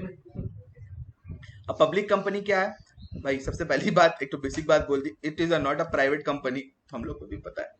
1% company is a private company, but public company is not a private company. Has a minimum price paid up capital, अब नहीं रहा ये वाला पॉइंट, अब नहीं रहा, तो मैं इसको काट ही दे रहा हूँ सेकंड पॉइंट को। Is a private company being a subsidiary company which is not a private company. Public company is a private company you being a subsidiary of a company which is not a private company। मतलब sir आप एक company हो, आप private company हो, ठीक है, आप एक प्राइवेट कंपनी हो लेकिन आप किसी पब्लिक कंपनी की सब्सिडरी कंपनी हो। मतलब सर कंपनी भी अपने नाम से कंपनी खोल सकता है, कौन सी कंपनी नहीं खोल सकता है? 1% कंपनी छोड़ के बाकी लोग खोल सकते हैं। तो पब्लिक कंपनी के नाम से आप एक प्राइवेट कंपनी हो तो भी आपको पब्लिक कंपनी माना जाएगा। नहीं समझ में आया सर? नहीं समझ में आया। मेन कंपनी कौन है? पब्लिक। मेन कौन है? पब्लिक। इसने एक कंपनी खोली, प्राइवेट कंपनी। क्या कंपनी खोली? Public company. पब्लिक कंपनी ने क्या कंपनी खोली? Private company. तो ये प्राइवेट कंपनी भी क्या कहलाएगी? Public company. Reliance industries limited ने एक छोटा सा फर्म खोल दिया अपना, रिलायंस हनीमून प्राइवेट लिमिटेड, ठीक है। तो वो रिलायंस हनीमून प्राइवेट लिमिटेड को भी क्या माना जाएगा? Public company. हाँ, शेयर्स मिलेगा, उसका शेयर्स नहीं मिलेगा, लेकिन कंपनी लॉ के नजर में वो एक क्या है? पब्लिक कंपनी है। समझ में आ गया बात? नहीं समझ में आया? क्लियर है। तो इसमें और भी कुछ बातें बोली गई हैं कि public company must have at least 7 members, 7 लोग होना जरूरी है। डायरेक्टर्स इसमें 3 बोला गया है। कितना डायरेक्टर्स? 3। अच्छा, कंपनी 3 तरह की कंपनी होती है। पब्लिक कंपनी इटसेल्फ 3 तरह की कंपनी होती है। सर कैसी? सुन लो ध्यान से, छोटा मोटा बात है इसको। पहला लिमिटेड लायबिलिटी कंपनी और कंपनी लिमिटेड बाय शेयर्स। जो नॉर्मल कंपनीज आप लोग देखते हो ना, वो सारी लिमिटेड बाय शेयर्स है। मतलब आप उनके शेयर होल्डर से शेयर के वैल्यू से ज्यादा पैसा नहीं मांग सकते हो वाइंडिंग अप के टाइम पे, ठीक है सर। उसके अलावा होता है अनलिमिटेड लायबिलिटी कंपनी। नाम से समझ में आ रहा है, कंपनी अगर डूबती है तो भी आपका इसका डेट जो है शेयर होल्डर को अपनी प्राइवेट प्रॉपर्टी बेच के देना पड़ेगा। Will be met by private property of the members. Sir ऐसी कंपनी कोई बनाता है, बेवकूफी होगा जो ऐसी कंपनी बनाएगा। उससे अच्छा सोल प्रोप्राइटर बिजनेस कर लेना भाई, अपनी कंपनी भी बना रहा और बोलता मेरा घर भी बेच के ले लेना। क्या सर ऐसी कोई बात होती है? नहीं। एक तो होता है कंपनी लिमिटेड बाय गारंटी। क्या होता है सर ये? It is a company having the liability of its member limited by the memorandum to such amount as the members may be respectively undertake to contribute to the assets of the company in the event of being wounded up। मतलब क्या है sir कि memorandum बोल रहा है as the members में भी restricted. आप लोग जो मेंबर्स है ना, वो लोग बोलते हैं भाई मैं इतना गारंटी दे रहा हूँ, कैपिटल तो है ही है, साथ में मैं बोल रहा हूँ कि अगर बिजनेस डूबा तो 4 लाख रुपया मेरा तरफ से एक्स्ट्रा गारंटी। उसने बोला 10 लाख मेरे तरफ से गारंटी। इतना कॉन्फिडेंस में हम लोग बिजनेस कर रहे हैं अपना, तो इसको बोलते हैं कंपनी लिमिटेड बाय गारंटी। एक होता है company limited by shares, share value से ज्यादा पैसा आप मेरे से मांग नहीं सकते हो। एक होता है अनलिमिटेड, जितना चाहे पैसा उतना ले लो। और तीसरा होता है गारंटी, कैपिटल ले लिया आपने गारंटी भी दे दिया, बोला इतना पैसा मैं अगर बिजनेस डूबता है तो इतना पैसा मेरे से गारंटी है मैं दे दूंगा। इसको बोलते हैं कंपनी लिमिटेड बाय गारंटी। समझ में आ गई मेरे भाई बात आप लोग को? हाँ सर समझ में आ गया। ये यहाँ पे बताया गया है कि क्या करना है। 1% कंपनी, देखो सुन लो एकदम रफली सुनेंगे हम लोग बात को, आप लोग खुद ही सोचोगे।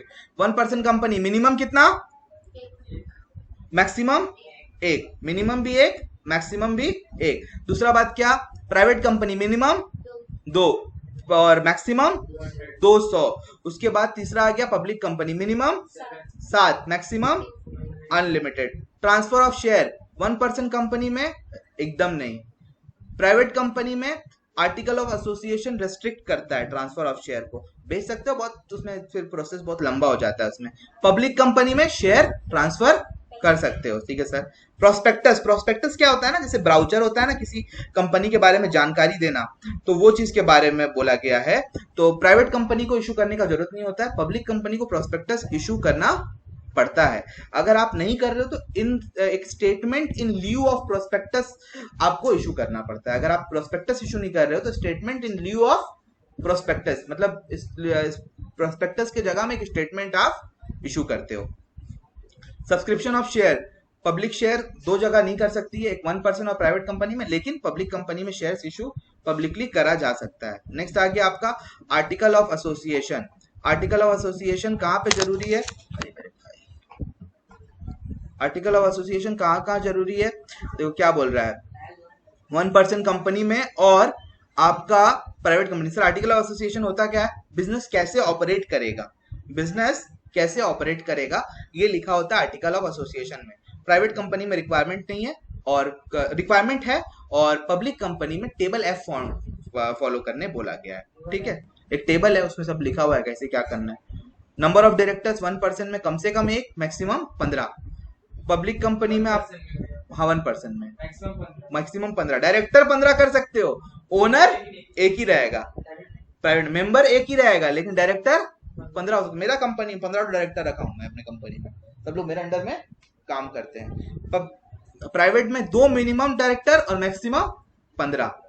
उसके बाद आपका आ जाता है ये public company. Public company minimum 3 और मैक्सिमम 15 से ज्यादा आप नहीं रख सकते हो पब्लिक कंपनी में भी।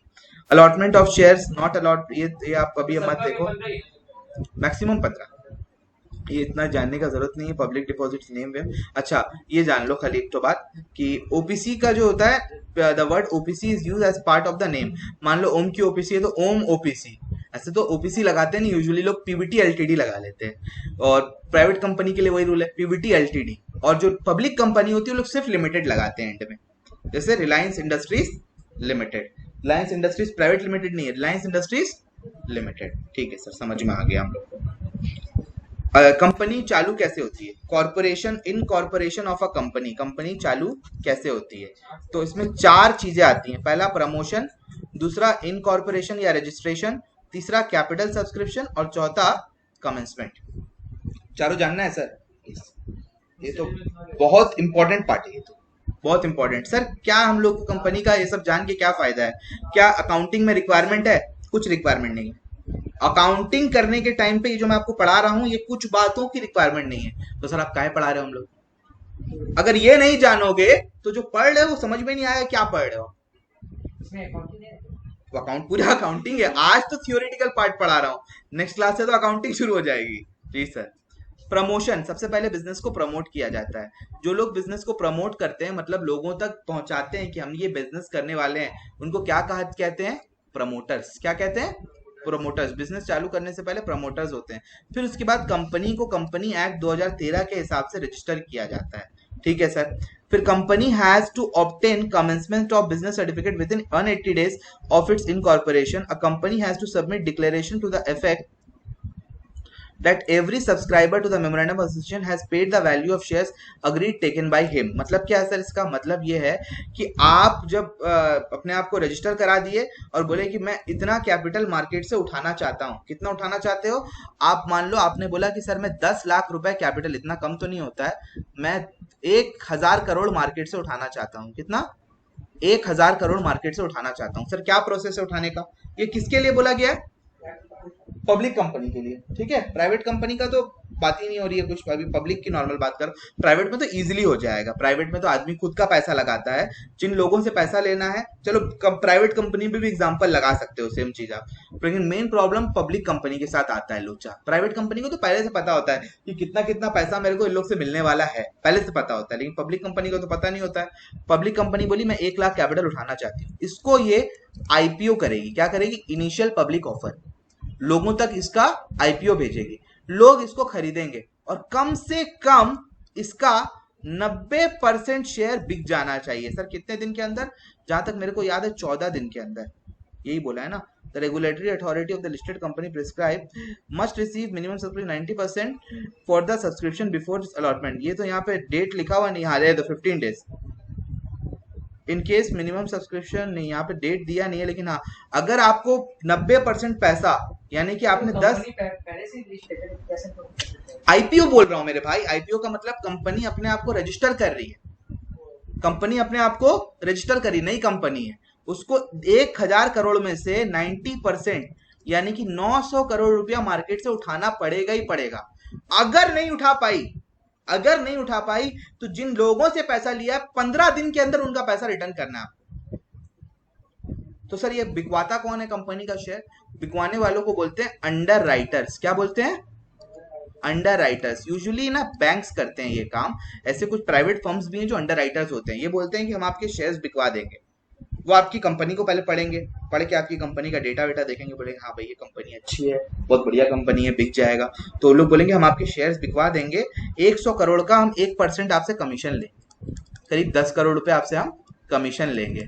बोला अगर बिकवा दिया तो बहुत अच्छी बात है, नहीं बिकवाया तो अंडर राइटर को खरीदना पड़ेगा। हाँ अगर आप नहीं बिकवा पाए, सुन लो, पब्लिक की बात हो रही, प्राइवेट की बात नहीं। हम लोग जो अंडरराइटर जो है वो प्राइवेट फर्म बना के, हाँ तो अपनी औकात के हिसाब से आप कंपनी का अंडरराइटिंग करोगे ना, अंडरराइटिंग तो आप अपने हिसाब से करोगे। तो कंपनी पहले अंडरराइटर ढूंढती है भाई, फिर उसके बाद अपने आप को लिस्ट करती है। अंडरराइटर का काम होता है शेयर को बिकवाना, अगर नहीं बिकवा पाया तो अंडरराइटर खुद खरीदता है, कंपनी को चालू करना है, गारंटी देता है कंपनी को, हम आपकी कंपनी को चालू करके, तो अंडरराइटिंग क्यों करेगा? अपनी औकात के हिसाब से अंडरराइटिंग करेगा ना, कंपनी की औकात के हिसाब से वो अंडरराइटिंग करेगा। हाँ सर समझ में आ गया। तो कंपनी इशू करने के लिए एक प्रोस्पेक्टस देती है। क्या देती है? प्रोस्पेक्टस। प्रोस्पेक्टस एक ब्राउचर टाइप का होता है जिसमें कंपनी क्या बिजनेस करने वाली है वो सब उसमें लिखा रहता है। अच्छा, उसके बाद आता है प्रीलिमिनरी एक्सपेंसेस। प्रीलिमिनरी एक्सपेंसेस क्या होता है? ये एक्सपेंसेस वो एक्सपेंस होते हैं जो बिजनेस को स्टार्ट करने में खर्चा होते हैं सर, जैसे कि registration fees, legal fees, public issue expenditure etcetera. Business start नहीं हुआ है, बिजनेस स्टार्ट करने में भी आप देखो कितना चोचला है। रजिस्ट्रेशन कराओ अपने आप को, अंडरराइटर को कमीशन दो, ये करो वो करो, इसमें खर्चा होगा या नहीं होगा? इस खर्चे को बोला गया प्रीलिमिनरी एक्सपेंसेस। क्या बोला गया है? Preliminary expenses. इस खर्चे को आप प्रॉफिट एंड लॉस में ट्रीट कर सकते हो, एक्सपेंस मान सकते हो। कंपनीज एक्ट 2013 का आर्टिकल नंबर 52(2) 52(2) में लिखा हुआ है, आर्टिकल नंबर 52 सबसेक्शन नंबर 2 में लिखा हुआ है कि प्रिलिमिनरी एक्सपेंसेस को आप एक्सपेंस मान सकते हो। आप इसको प्रॉफिट एंड लॉस अकाउंट में शो कर सकते हो। टू प्रिलिमिनरी एक्सपेंसेस करके आप शो कर सकते हो। हालांकि वहां पीएल अकाउंट नहीं बनता है, वहां बनता है statement of profit and loss. क्या बनता है? वो कैसे बनता है वो भी बताऊंगा बाद में भी आप लोग को। पहले तो अभी नॉलेज ले लो क्या है क्या नहीं है। यहां तक कोई डाउट? बताएगा बच्चा लोग, फिर मैं आगे बढ़ूंगा। कोई डाउट है तो बोलो, फिर मैं आगे बढ़ूंगा। सेबी वाला नहीं बताया। सेबी वाला क्या था? कहाँ था भाई? ऊपर का पार्ट था वो। तो मैं आपको बताया ना, सेबी जो है आपका ये 90% का बोलता है। अगर आप 90% नहीं बिकवा पाए तो आपको पैसा वापस करना पड़ेगा विद इन 15 डेज। ये stock exchange board of India का जो है ये रूल है, रेगुलेटरी अथॉरिटी है, वो गाइड करती है कि शेयर्स मार्केट में कैसे बिक रहे हैं। पूरा 90% आपको बिकवाना है, नहीं बिकवाए तो आपके ऊपर आप कंपनी चालू नहीं कर सकते हो। ठीक है सर, बोलो भाई कोई डाउट है तो पूछो जल्दी से। I am looking at the chat box. भैया transfer of share and subscription of share का डिफरेंस क्या है? भाई सब्सक्रिप्शन ऑफ शेयर का मतलब होता है दीपक, मैं कंपनी का शेयर खरीद रहा हूं, सब्सक्राइब कर रहा हूं। ठीक है, ये हो गया subscription of share. Initial public offer में फर्स्ट टाइम में सब्सक्रिप्शन होता है मेरे भाई। उसके बाद जो मैं किसी को शेयर देता हूं उसको बोलते हैं ट्रांसफरेबिलिटी ऑफ शेयर। समझ में आया दीपक? फर्स्ट टाइम सब्सक्रिप्शन आईपीओ में हो रहा है सब्सक्रिप्शन, और उसके बाद जो प्रोसेस जो डिवीजन होता है जो हम लोग मार्केट से खरीदते हैं शेयर, वो हो गया ट्रांसफरेबिलिटी ऑफ शेयर। सब्सक्रिप्शन खरीदने में किसी और को बेच सकता है? हाँ खरीद लो, खरीदने के बाद आप बेच दो, आप किसी को भी बेचोगे। ट्रांसफरेबिलिटी पॉसिबल है, पब्लिक कंपनी है तो। प्राइवेट कंपनी तो पब्लिक इशू करती ही नहीं, तो लॉजिक बनता ही नहीं बात का। हाँ हाँ जी, ये तो अरे बात ओम क्या बात कर दिया तूने मेरे को। तो मैं तो ये बात भूल ही गया था आप लोग के साथ डिस्कस करने के लिए कि अभी पेटीएम अपना आईपीओ निकालने वाला है। मतलब पब्लिक इनिशियल पब्लिक ऑफर करेगा वो। 27,000 करोड़ रुपया उसको मार्केट से उठाना है सर। अगर 90% नहीं उठा पाया तो पैसा वापस करना पड़ेगा। तो अंडर राइटर्स बैठे हुए हैं ना उसके। देखो पेटीएम आईपीओ हो गया है क्या? इशू कर दिया है? अभी तक नहीं करा है।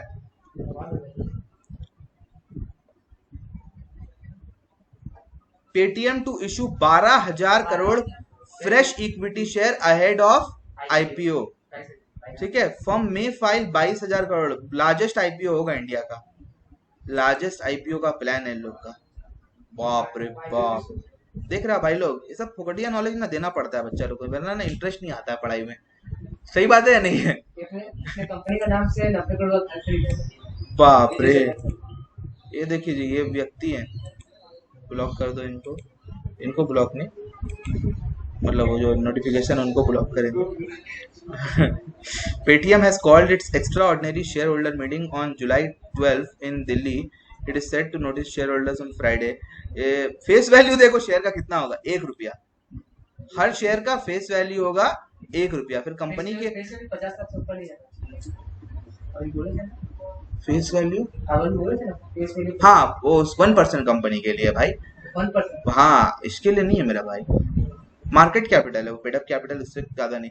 पब्लिक कंपनी तो उड़ाओ बाबू, जितना billions and billions, no restriction over there. ये आईपीओ के बारे में दिया है, इसका इतना पैसा उठाएगा, अगर नहीं उठा पाया तो पैसा वापस करना पड़ेगा, उठ जाएगा। सब बड़ा बड़ा कंपनी है, बड़ा बड़ा प्रमोटर्स लोग है इसका। प्रमोटर इनका यही है, ये व्यक्ति इसका प्रमोटर है। देखो ये बोल रहा है मेरा बिजनेस का पैसा खरीदो, ये व्यक्ति क्या नाम है इसका, विजय शेखर शर्मा एज प्रमोटर, देखो लिखा हुआ है। मे रिमूव, अच्छा अच्छा अच्छा अच्छा, they may remove Vijay Shankar Sharma as a promoter.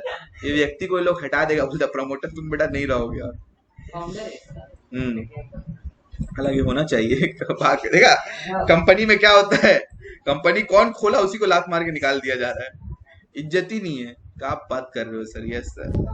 देखिए share capital of a company एक तो कंसेप्ट है अभी। ये तो मतलब ये कंपनी खोला मतलब पेटीएम बोलते हैं जो। हाँ। हाँ तो ये ओनर हुआ। हाँ ओनर हुआ तो इसको निकाल कौन रहा है? कंपनी का पार्ट बन गया ना ये, कंपनी डायरेक्टर्स, डायरेक्टर्स डायरेक्टर्स में ये भी होगा, लोग मिल के जो है कंपनी के लोग जो है निकाल सकते हैं, आपस में शेयर कर मीटिंग सकते हैं। करके बड़े लोग उसको हटा सकते हैं। हाँ पर शेयर कर सकते हैं। वो एक्स्ट्रा ऑर्डिनरी जनरल मीटिंग होता है। एक्स्ट्रा ऑर्डिनरी जनरल मीटिंग में 75% लोगों को इस बात में एग्री करना पड़ेगा। कंपनी के अगर 75% लोग इसमें एग्री कर गए, यही कुछ स्टेप आउट करना चाहता है तो क्या वो अलग बात है, रिक्वेस्ट करा जा सकता है, बाकी कुछ नहीं। Share capital of a company, ठीक है भाई, ये थोड़ा बाद में पढ़ेंगे, शायद पढ़ा ही देता हूँ इसको भी, मैं तो ज़्यादा इसको बाद में कवर अप करूंगा। काइंड्स ऑफ शेयर पहले पढ़ लेता हूँ, ठीक है, पहले सुन लो इसी को। का शेयर में दो चीजें होती हैं, नहीं इसको लास्ट में पढ़ेंगे, फेस वैल्यू क्या होता है सब बाद में बताया जाएगा। काइंड्स ऑफ शेयर, शेयर दो तरह के होते हैं, एक प्रेफरेंस शेयर और एक इक्विटी शेयर। सब प्रेफरेंस शेयर क्या होता है? प्रेफरेंस शेयर होल्डर्स को एक स्पेशल प्रेफरेंस मिलता है कि पहले प्रेफरेंस शेयर होल्डर का डिविडेंड दिया जाएगा, उसके बाद जो है इक्विटी वाला लोग को दिया जाएगा। इसलिए इनको प्रेफरेंस, इनको हर जगह प्रेफरेंस दिया जाता है। कैसे प्रेफरेंस सर? होते ये भी मालिक है, लेकिन अगर कंपनी डूब जाए तो पहले प्रेफरेंस शेयर होल्डर वालों को पैसा दिया जाएगा। कंपनी अगर डिविडेंड दे रही है तो पहले प्रेफरेंस वाला लोग को देगी। इन लोग का डिविडेंड फिक्स होता है। प्रेफरेंस वाला लोग का डिविडेंड क्या होता है? Fixed dividend. इसलिए आप यूजुअली देखोगे प्रेफरेंस डिविडेंड के आगे में ऐसा लिखा रहेगा 14% प्रेफरेंस शेयर, इस तरह से लिखा रहेगा। आगे आप पढ़ोगे इस तरह से लिखा रहेगा। इस 14% का मतलब है लोग को हर साल डिविडेंड का परसेंटेज चाहिए। हर साल इन लोगों को कितना डिविडेंड मिलेगा? 14%। सर इक्विटी वाला लोग का कोई तय नहीं रहता है। इक्विटी वाला लोग को जितना कंपनी प्रॉफिट कमाएगी उस हिसाब से आपको दिया जाएगा। एक मीटिंग होती है, एनुअल जनरल मीटिंग होगी, उस जनरल मीटिंग में रेट ऑफ डिविडेंड को तय किया जाता है। अब आता है कि प्रेफरेंस शेयर कैसे होता है। प्रेफरेंस शेयर भी अलग अलग तरीका का होता है, ठीक है। Classes of preference share with reference to dividend, dividend जितना मिल रहा है। एक होता है क्यूमुलेटिव प्रेफरेंस शेयर और एक होता है नॉन क्यूमुलेटिव प्रेफरेंस शेयर। मतलब क्या है सर इसका? मतलब ये है कि किसी साल अगर आपको 14% नहीं मिल पाया तो आपको मान लो इस साल 10% मिला तो अगले साल आपको 18% मिलेगा। समझ में आया? इस साल का अगर आपको पैसा नहीं, 18 तो नहीं बोलूंगा, इस साल आपको 14% के हिसाब से आपको 14 लाख रुपया मिलना था, लेकिन आपको दिया कंपनी 10 लाख, क्योंकि कंपनी पैसा उतना कमा नहीं पाई। अगले साल जब कंपनी पैसा कमाएगी तो ये 4 लाख आपको मिल जाएगा। ये हो गया क्यूमुलेटिव प्रेफरेंस शेयर। पुराना पैसा अगर नहीं मिला है तो आपको इस बार मिल जाएगा।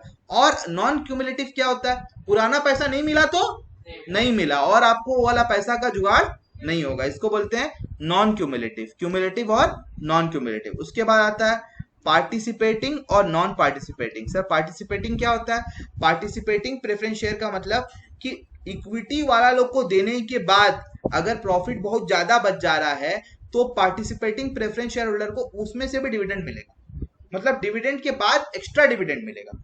कंपनी अगर अच्छा काम कर ली है तो उसको बीच में अगर एडिशनल डिविडेंड देना चाहे तो उसको रिमेनिंग प्रॉफिट का एडिशनल डिविडेंड भी उसको मिलेगा। समझ में आया? और ये आपका जो क्या बोलते हैं नॉन पार्टिसिपेटिंग होती है, इनको कोई एडिशनल डिविडेंड मिलने वाला नहीं है। नॉन पार्टिसिपेटिंग को नहीं मिलता है और इसको मिलता है आपका। उसके बाद आ गया आपका कन्वर्टिबिलिटी। कन्वर्टिबिलिटी एक होता है, नहीं वो कंपनी जैसे इशू करती है, जिसको लेना है लोग क्यों लोगे भाई प्रेफरेंस शेयर आप? मतलब शेयर्स बेचने वाली तो कोई बैंक में डाल दो, डिविडेंड ले, डिवेंचर्स ले लो। सर ऐसा मतलब शेयर बेचने वाला कोई प्रेफरेंस या इक्विटी कुछ बोल के ऐसा नहीं रहता। शेयर जो मार्केट में बिक्री होता है ना सारा इक्विटी है, याद रखो। हाँ सारे कैसे प्रेफरेंस का अलग रूल होगा यार, मेरे को देखना पड़ेगा। मैं कभी प्रेफरेंस लिया नहीं हूँ। मैं प्रेफरेंस लेता तो मैं तुम लोग को आइडिया देता। प्राइस भी ज्यादा ही होगा। नहीं पता मनीष, मैं बोल नहीं सकता हूँ भाई इसके बारे में। थोड़ा रिसर्च करूंगा तब मैं बता पाऊंगा। मैं जिंदगी भर इक्विटी में ही खेला खेला हूँ, ठीक है। तो मैं इक्विटी का आप नॉलेज पूछो मैं पूरा बता दूंगा। प्रेफरेंस का आप लोग मेरे से पूछ रहे हो तो होगा तो नेक्स्ट क्लास में थोड़ा सा स्टडी करके इसके ऊपर मैं आप लोग को बता दूंगा, ठीक है ना। तो प्रेफरेंस का कहाँ खरीदते हैं, कैसे खरीदते हैं? मेरे ख्याल से तो वही मार्केट में खरीदना चाहिए उसको भी, लेकिन ऐसा तो मैं कभी देखा नहीं कि प्रेफरेंस शेयर होल्डर्स मार्केट में बिक्री होते हैं करके। फिक्स रिटर्न मिलेगा। हाँ, आगे आगे आपका कन्वर्टेबल प्रेफरेंस शेयर और non convertible preference share, simple सा वर्ड है। अगर आप प्रेफरेंस शेयर को बाद में इक्विटी में कन्वर्ट कर सकते हो, या बाद में अपने आप वो आपके पास अधिकार है उसको इक्विटी में कन्वर्ट करने का, इक्विटी शेयर में, तो उसको बोलेंगे कन्वर्टेबल प्रेफरेंस शेयर। अगर आप उसे कन्वर्ट नहीं कर सकते हो तो नॉन कन्वर्टेबल प्रेफरेंस शेयर। ठीक है, आगे आपका आ गया रिडेम्पशन। रिडेम्पशन का मतलब होता है रीपेमेंट। रिडेम्पशन का मतलब क्या होता है? रीपेमेंट। अगर आप प्रेफरेंस शेयर होल्डर का पैसा कुछ समय के बाद 20 साल से ज्यादा नहीं, कितना? 20 साल से ज्यादा नहीं, 20 साल के अंदर अगर आप प्रेफरेंस शेयर का पैसा रिटर्न करने का सोच रहे हो तो उसको हम लोग बोलेंगे रिडीमेबल प्रेफरेंस शेयर। क्या बोलेंगे उसको? Redeemable preference share. और अगर आप सोच रहे हो कि पैसा रिटर्न नहीं होगा, जब कंपनी बंद होगा, जब वाइंड अप हो जाएगा कंपनी का, कंपनी खत्म हो जाएगी, तब आपको आपका पैसा रिटर्न होगा, तो उसको बोलेंगे इररिडीमेबल प्रेफरेंस शेयर। समझ में आ गई बात? ठीक है सर, समझ में आ गई। अब आते हैं इक्विटी शेयर। यही तो मेन शेयर होल्डर्स हैं जो रिस्क लेते हैं। लोग क्या लेते हैं? रिस्क लेते हैं। बिजनेस कमाएगा प्रॉफिट, ज्यादा डिविडेंड मिलेगा, नहीं कमाएगा तो कम मिलेगा। इतना सिंपल सा बात है। ये आपका प्रेफरेंस शेयर इक्विटी शेयर का डिफरेंस दिया हुआ है, क्या इसको देखना है? यस सर, देखना है। प्रेफरेंस शेयर में बताओ पहले किसको डिविडेंड मिलता होगा? प्रेफरेंस को ना इक्विटी को? पहले प्रेफरेंस को, उसके बाद में इक्विटी को। उसके बाद रेट ऑफ डिविडेंड एक में फिक्स होता है, एक में फिक्स नहीं होता है। फिक्स किस में होता है भाई लोग? और अनफिक्स्ड होता है इक्विटी में। एरियर्स ऑफ डिविडेंड मतलब पुराना डिविडेंड। अगर क्यूमुलेटिव वाला प्रेफरेंस है तो पुराना डिविडेंड मिल जाएगा, नॉन क्यूमुलेटिव है तो नहीं मिलेगा। इक्विटी में तो मिलेगा ही नहीं। हर साल का डिविडेंड लो, बोलो आया पिछला साल आपने दिया नहीं हमको, इस साल दे, एक तमाचा कान के नीचे लगाई कंपनी। हाँ, इंटरिम डिविडेंड बोलते हैं उसको। इंटरिम एक्स्ट्रा कमा लिया तो दे देता है। कन्वर्टिबिलिटी, प्रेफरेंस शेयर इक्विटी में कन्वर्ट हो सकते हैं। इक्विटी किस में कन्वर्ट होगा भाई? इक्विटी तो इटसेल्फ इक्विटी है सर, प्रेफरेंस में कन्वर्ट कर सकते हैं क्या? क्या बात करते हो तुम, ऐसा थोड़ी होता है। तो ये कन्वर्टेबल नहीं है। रिडेम्पशन, इक्विटी का पैसा रिडेम्पशन होता है, बाईबैक करती है कंपनी। क्या करती है? कभी कभी बाईबैक। सर बाईबैक का मतलब कंपनी के पास जब बहुत ज्यादा पैसा हो जाता है ना, कंपनी देख रही है पैसा बहुत ज्यादा पड़ा हुआ है, काम में नहीं आ रहा, कंपनी अनाउंसमेंट कर देती है बाईबैक करेंगे। अभी फिलहाल में टाटा टीसीएस ने अपना शेयर बाईबैक किया था मार्केट से। मतलब बोला कि शेयर होल्डर्स को बोला अगर आप मार्केट में हम लोग को वापस, एक तो रेट रख देता है, 2500 का शेयर है, उसको बोलता है 3200 में आप बेचना चाहते हो तो बेच दो। कुछ लोग बेच देते हैं, देखते हैं अच्छा प्रॉफिट हो रहा है, कुछ लोग नहीं बेचते हैं। क्यों नहीं? उन लोग को पता है 2500 आज है, कल जाके कितना होगा क्या पता। समझ में आया? Repayment of capital. Capital winding up में पहले प्रेफरेंस को दिया जाता है, बाद में इक्विटी को दिया जाता है। Participation in management. Preference share do not have right to participate in management.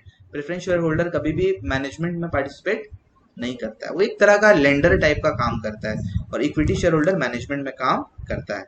अब आगे आपका क्लासिफिकेशन ऑफ शेयर कैपिटल। लेकिन इसको कराने से पहले मैं बच्चा लोग को चाहूंगा कि अब पूछ लूं कि जहां तक मैं पढ़ाया हूं कुछ पार्ट में डाउट है मेरे भाई लोग तो बता दो। लास्ट वाला पार्ट आज थोड़ा सा बस पार्ट रह गया, उसको मैं डिस्कस कर दूंगा तुम लोग के साथ जल्दी से। चैट बॉक्स में मैं एक्टिव हूँ, बताइए जी कोई डाउट वाउट है तो। और नहीं सर, ए निमेश चुप रहे, थोड़ा सा पार्ट बाकी है, मेरे को ये मत कर। हाँ डाउट डाउट डाउट है तो बोलो। रिडीमेबल एंड प्रेफरेंस क्या बोल रहा है? रिडीमेबल प्रेफरेंस शेयर को रिपीट कर दीजिए भाई दीपक। रिडीमेबल का मतलब होता है रीपेमेंट। अगर आप प्रेफरेंस शेयर का पैसा कुछ सालों के बाद रिटर्न कर देने का उम्मीद रख रहे हो, आप आशा रखते हो कि कुछ दिनों के बाद मैं इस पैसे को रिफंड कर दूंगा, उन लोग को रिटर्न करके कंपनी सोच रही है कि मैं इसको रिफंड कर दूंगी मैक्सिमम 20 साल, ठीक है, उसके बाद का नहीं, उससे पहले, तो उसको रिडीमेबल प्रेफरेंस शेयर कहा जाता है। अगर आप सोच रहे हो पैसा रिटर्न नहीं करना है, अगर कंपनी बंद हुआ तो पैसा रिटर्न करेंगे, उसको बोलते हैं इररिडीमेबल प्रेफरेंस शेयर। दीपक समझ में आया बात? ओके, और किसी को डाउट है जल्दी पूछो, मैं लाइन में ही हूँ। डाउट नहीं है ऐसा बोला था। हाँ ओह ओके। अरे सर और डाउट नहीं है, अरे नालायक मेरे को सिखा रहा है तू अभी।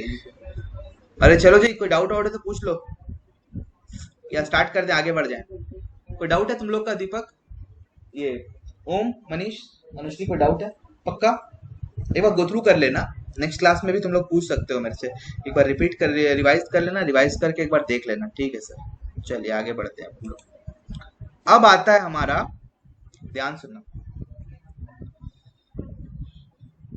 Classification of share capital. अब इसको मैं समझाने के लिए बच्चा लोग को चार्ट दिखाऊंगा। देखो जी, यहाँ आपको दिख रहा होगा। नया पेज ले लें क्या सर? ले लीजिए नया पेज। सुनो भाई लोग, दिख रहा है ना स्क्रीन? क्लासिफिकेशन ऑफ, पानी वानी चाहिए? Classification of share capital. भाई बस थोड़ा सा बचा रह गया है ये पार्ट, लेकिन बहुत इंपॉर्टेंट पार्ट है मेरे भाई लोग। हाँ, इस पार्ट को इग्नोर में मत लेना। आप लोग अगर पानी वानी पीना चाह रहे हो अपने घर में, आप लोग पानी वानी पी लीजिए आराम से, फिर उसके बाद हम लोग इस टॉपिक को बोलोगे तो मैं डिस्कस कर दूंगा।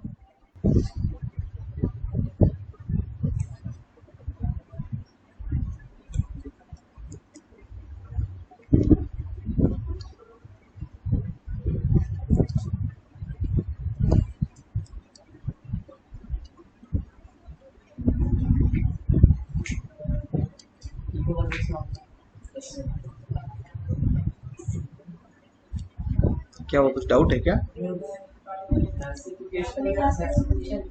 अरे यार वो हो जाता है हम लोग का ना, क्लासिफिकेशन लिखा था वो रीड करा, ठीक है छोड़ा डाउन काफी। क्या किसका चाहिए तुम लोग को नोट्स? स्कूल का। अच्छा लो जी, देखो क्लासिफिकेशन ऑफ शेयर कैपिटल, ध्यान से सुनना। टॉपिक बहुत इंपॉर्टेंट है भाई, बहुत इंपॉर्टेंट टॉपिक है, ठीक है, बहुत ज्यादा इंपॉर्टेंट टॉपिक है। तो इस टॉपिक को समझना आप लोग के लिए एकदम अनिवार्य है। तो चार टाइप के आपके कैपिटल हैं जो मैं आप लोग को डिस्कस करने जा रहा हूँ। शेयर कैपिटल तीन, सॉरी नॉट चार, तीन टाइप के हैं। तो इनको एक बार हम लोग आइए देख लेते हैं क्या होता है शेयर कैपिटल। ये जो पार्ट है ना क्लास का, इसको आप लोग मार्क करके रख लीजिए। ये आप लोग दोबारा भी एक बार देख लीजिएगा। 1 मिनट 16 सेकंड से 1 घंटा 16 मिनट के बाद से 1 घंटा 16 मिनट के बाद से आप एक बार रिपीट कर लीजिएगा। हाँ, क्या होता है शेयर कैपिटल? देखो शेयर कैपिटल वर्ड जो आया है ना वो कैपिटल से आया है। सर कैपिटल का मतलब क्या होता है? ओनर के पैसे को हम लोग बोलते हैं कैपिटल। ओनर के पैसे को क्या बोलते हैं? Capital. Owners fund means capital, we all know this. Yes sir. अब जो शेयर होल्डर्स का पैसा होता है उसको क्या बोलते हैं? शेयर होल्डर्स के फंड को क्या बोलते हैं? Share capital. ठीक है। अब ये शेयर कैपिटल तीन तरह से होता है सर। पहला क्या होता है? Authorised capital. क्या? Authorised share capital. क्या होता है sir authorised share capital? Authorised share capital का मतलब होता है रजिस्टर्ड शेयर कैपिटल। अब ये क्या है sir registered? Registered share capital या ऑथराइज्ड शेयर कैपिटल है मैक्सिमम लिमिट। क्या है ये? Maximum limit. आप इससे ज्यादा पैसा मार्केट से उठा नहीं सकते हो। सर ये कहाँ लिखा रहता है? आपके मेमोरेंडम, सॉरी हाँ, मेमोरेंडम ऑफ एसोसिएशन में आपकी क्लॉज है, उस क्लॉज में आपका लिखा रहेगा कि कितना पैसा आपको मार्केट से मैक्सिमम आप उठा सकते हो। उससे ज्यादा आप मार्केट से उठा नहीं सकते हो। सर क्या बढ़ा सकते हैं? बढ़ा सकते हो, जाके तो रजिस्ट्री, आपको रजिस्टर ऑफिस में जाके अपने आप को थोड़ा चेंजेस करवाने के लिए दरखास्त दे देनी पड़ेगी। बस अपने कंपनी को बोल दिया कि मैं एक क्या कहते हैं, स्टैम्प ड्यूटी बढ़ जाती है, स्टैम्प ड्यूटी बढ़ जाती है ना, इसलिए लोग जो है एक लिमिट रख देते हैं कि भाई हम इससे ज्यादा नहीं उठाएंगे, ठीक है, ताकि गवर्नमेंट को जो स्टैम्प ड्यूटी वगैरह देना है वो एक लिमिट में आ जाए। तो इसके लिए लोग इस तरह से एक ऑथराइजेशन कर देते हैं। ऑथराइज का मतलब मैक्सिमम लिमिट, इससे ज्यादा नहीं कर सकते हो। ऑथराइज कैपिटल में से कुछ कैपिटल क्या होता है? इशू किया जाता है, इसको बोलते हैं इशूड कैपिटल। क्या बोलते हैं? Issued capital. Sir issued capital का मतलब कि ऑथराइज कैपिटल का वो हिस्सा होता है जो पब्लिक को बोला जाता है आप चाहो तो इन शेयर्स में से ले सकते हो। अगर मैं एग्जांपल दूं तो आपकी लिमिट थी 5,000 करोड़ रुपए की। कितने की लिमिट थी आपकी? 5,000 करोड़ की। आपने इसमें से मार्केट में कितना रुपए का इशू किया? 1,000 करोड़ का। तो ये 5,000 करोड़ क्या कैपिटल है? Authorise capital, authorise share capital. और 1,000 क्या है सर? इशूड शेयर कैपिटल या इशूड कैपिटल।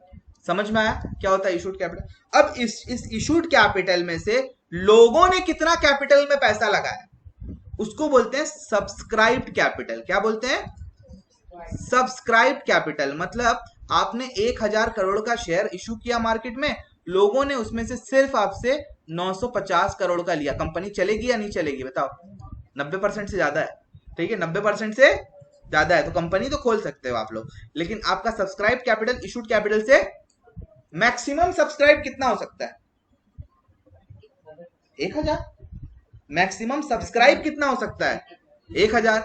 मैक्सिमम इशूड कितना हो सकता है? 5000। इशू मैक्सिमम कितना कर सकता है वो लोग? 5000।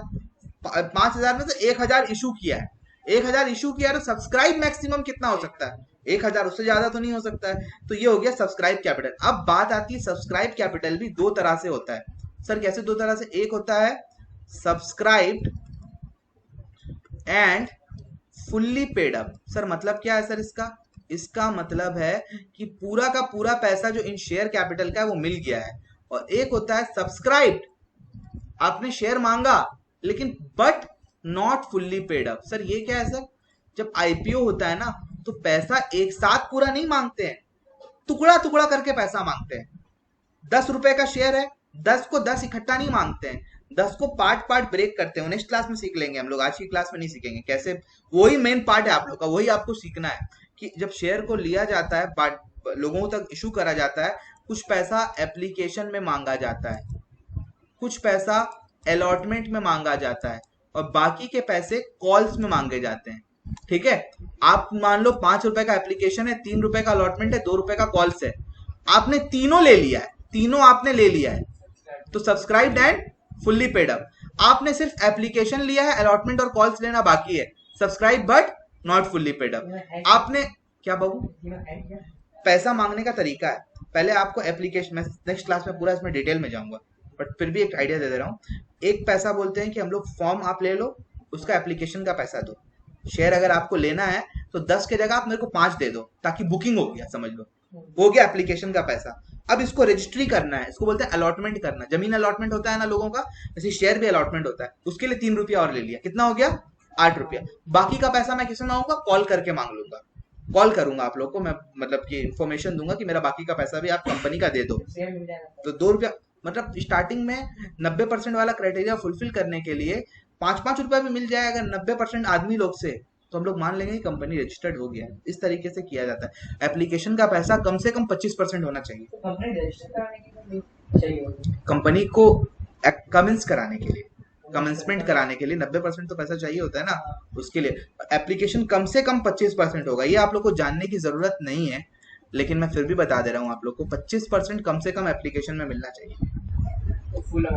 फुल अमाउंट का 25%, फेस वैल्यू का, फेस वैल्यू का 25%। फेस वैल्यू क्या होता है वो भी अगली क्लास में सब कुछ। हाँ, फेस वैल्यू कम से कम 1 रुपया तो होना चाहिए, कम से कम 1 रुपया होना चाहिए। ठीक है भाई, इतना समझ में आ गया? आगे बढ़ो।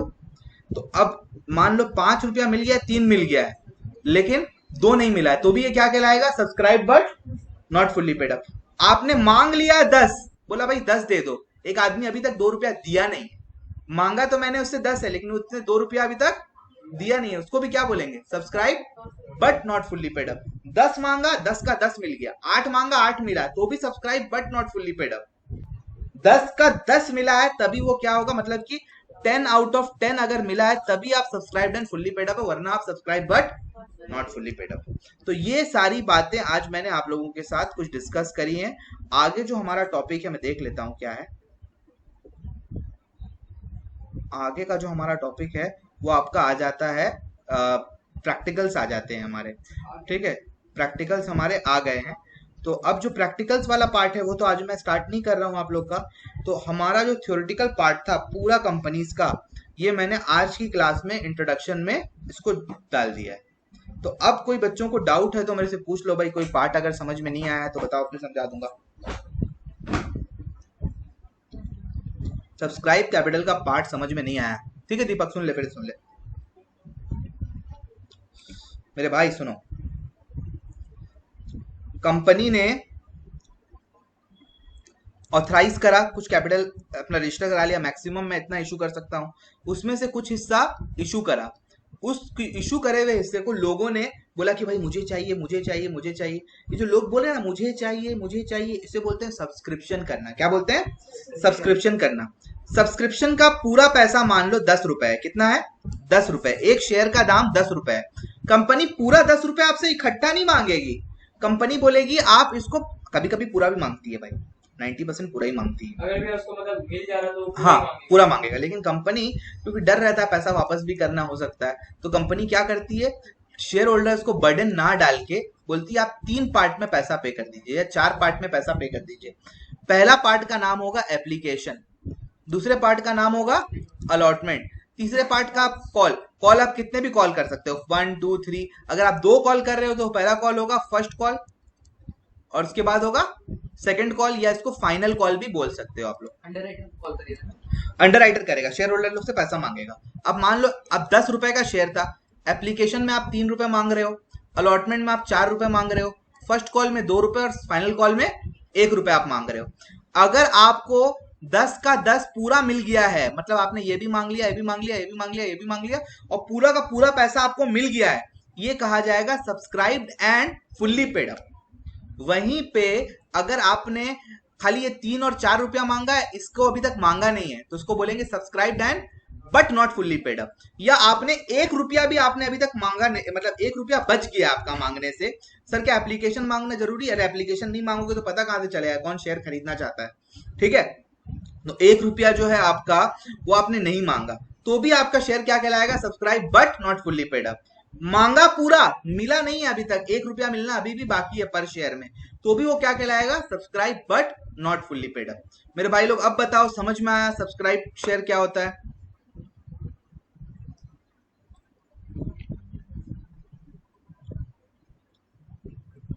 बताओ, नहीं आया तो फिर समझा देंगे ना, क्या है क्लास को यहाँ पे रिकॉर्डिंग को ऑफ कर देंगे, तुम लोग को फिर समझा देंगे, कोई बात नहीं है, पूछो।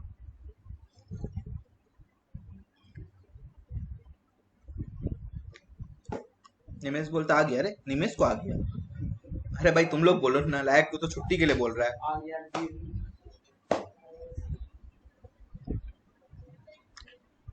दीपक, मनोज, वंशी, आने, अरीबा, जसप्रीत, इंद्रजीत, प्रतुल, हाँ भाई बोल। अगर subscribed and fully paid up हो गया तब हम लोग बोल सकते हैं कि वो मतलब पूरी तरीके से मतलब सब्सक्रिप्शन प्रोसेस डन हो गया है। हाँ बोल सकते हो। अच्छा, अगर ये subscribe but not fully paid up है तो वो जो आप बोल रहे थे ना कि 90% ऑफ शेयर पब्लिक के, मतलब पब्लिक खरीद लेना चाहिए 90% ऑफ शेयर पब्लिक के नाम पे, तो वो वाला तब फिर होगा कि नहीं होगा? सुन बात को, 10 रुपए का शेयर था, एक शेयर 10 करोड़ का शेयर है, 10 करोड़ का शेयर है, एप्लीकेशन 2.5 रुपया है, मतलब टोटल एप्लीकेशन 2.5 करोड़ रुपया है। वो 2.5 करोड़ का 90% आपको अगर मिल गया, वो 2.5 करोड़ का 90% अगर आपको मिल गया, कंपनी खोल लो। वो 2.5 करोड़ का भी 90% नहीं मिला अगर आपको, तो आप कंपनी नहीं खोल सकते। समझ में आया दीपक? हाँ भैया। बोल, और कोई डाउट है? एक ही आदमी फुलफिल कर दिया तो बिल्कुल पता हाँ उतना पैसा तो 1% कंपनी खोल दे भाई, 1% नहीं, 50 लाख का सर लिमिट है सर।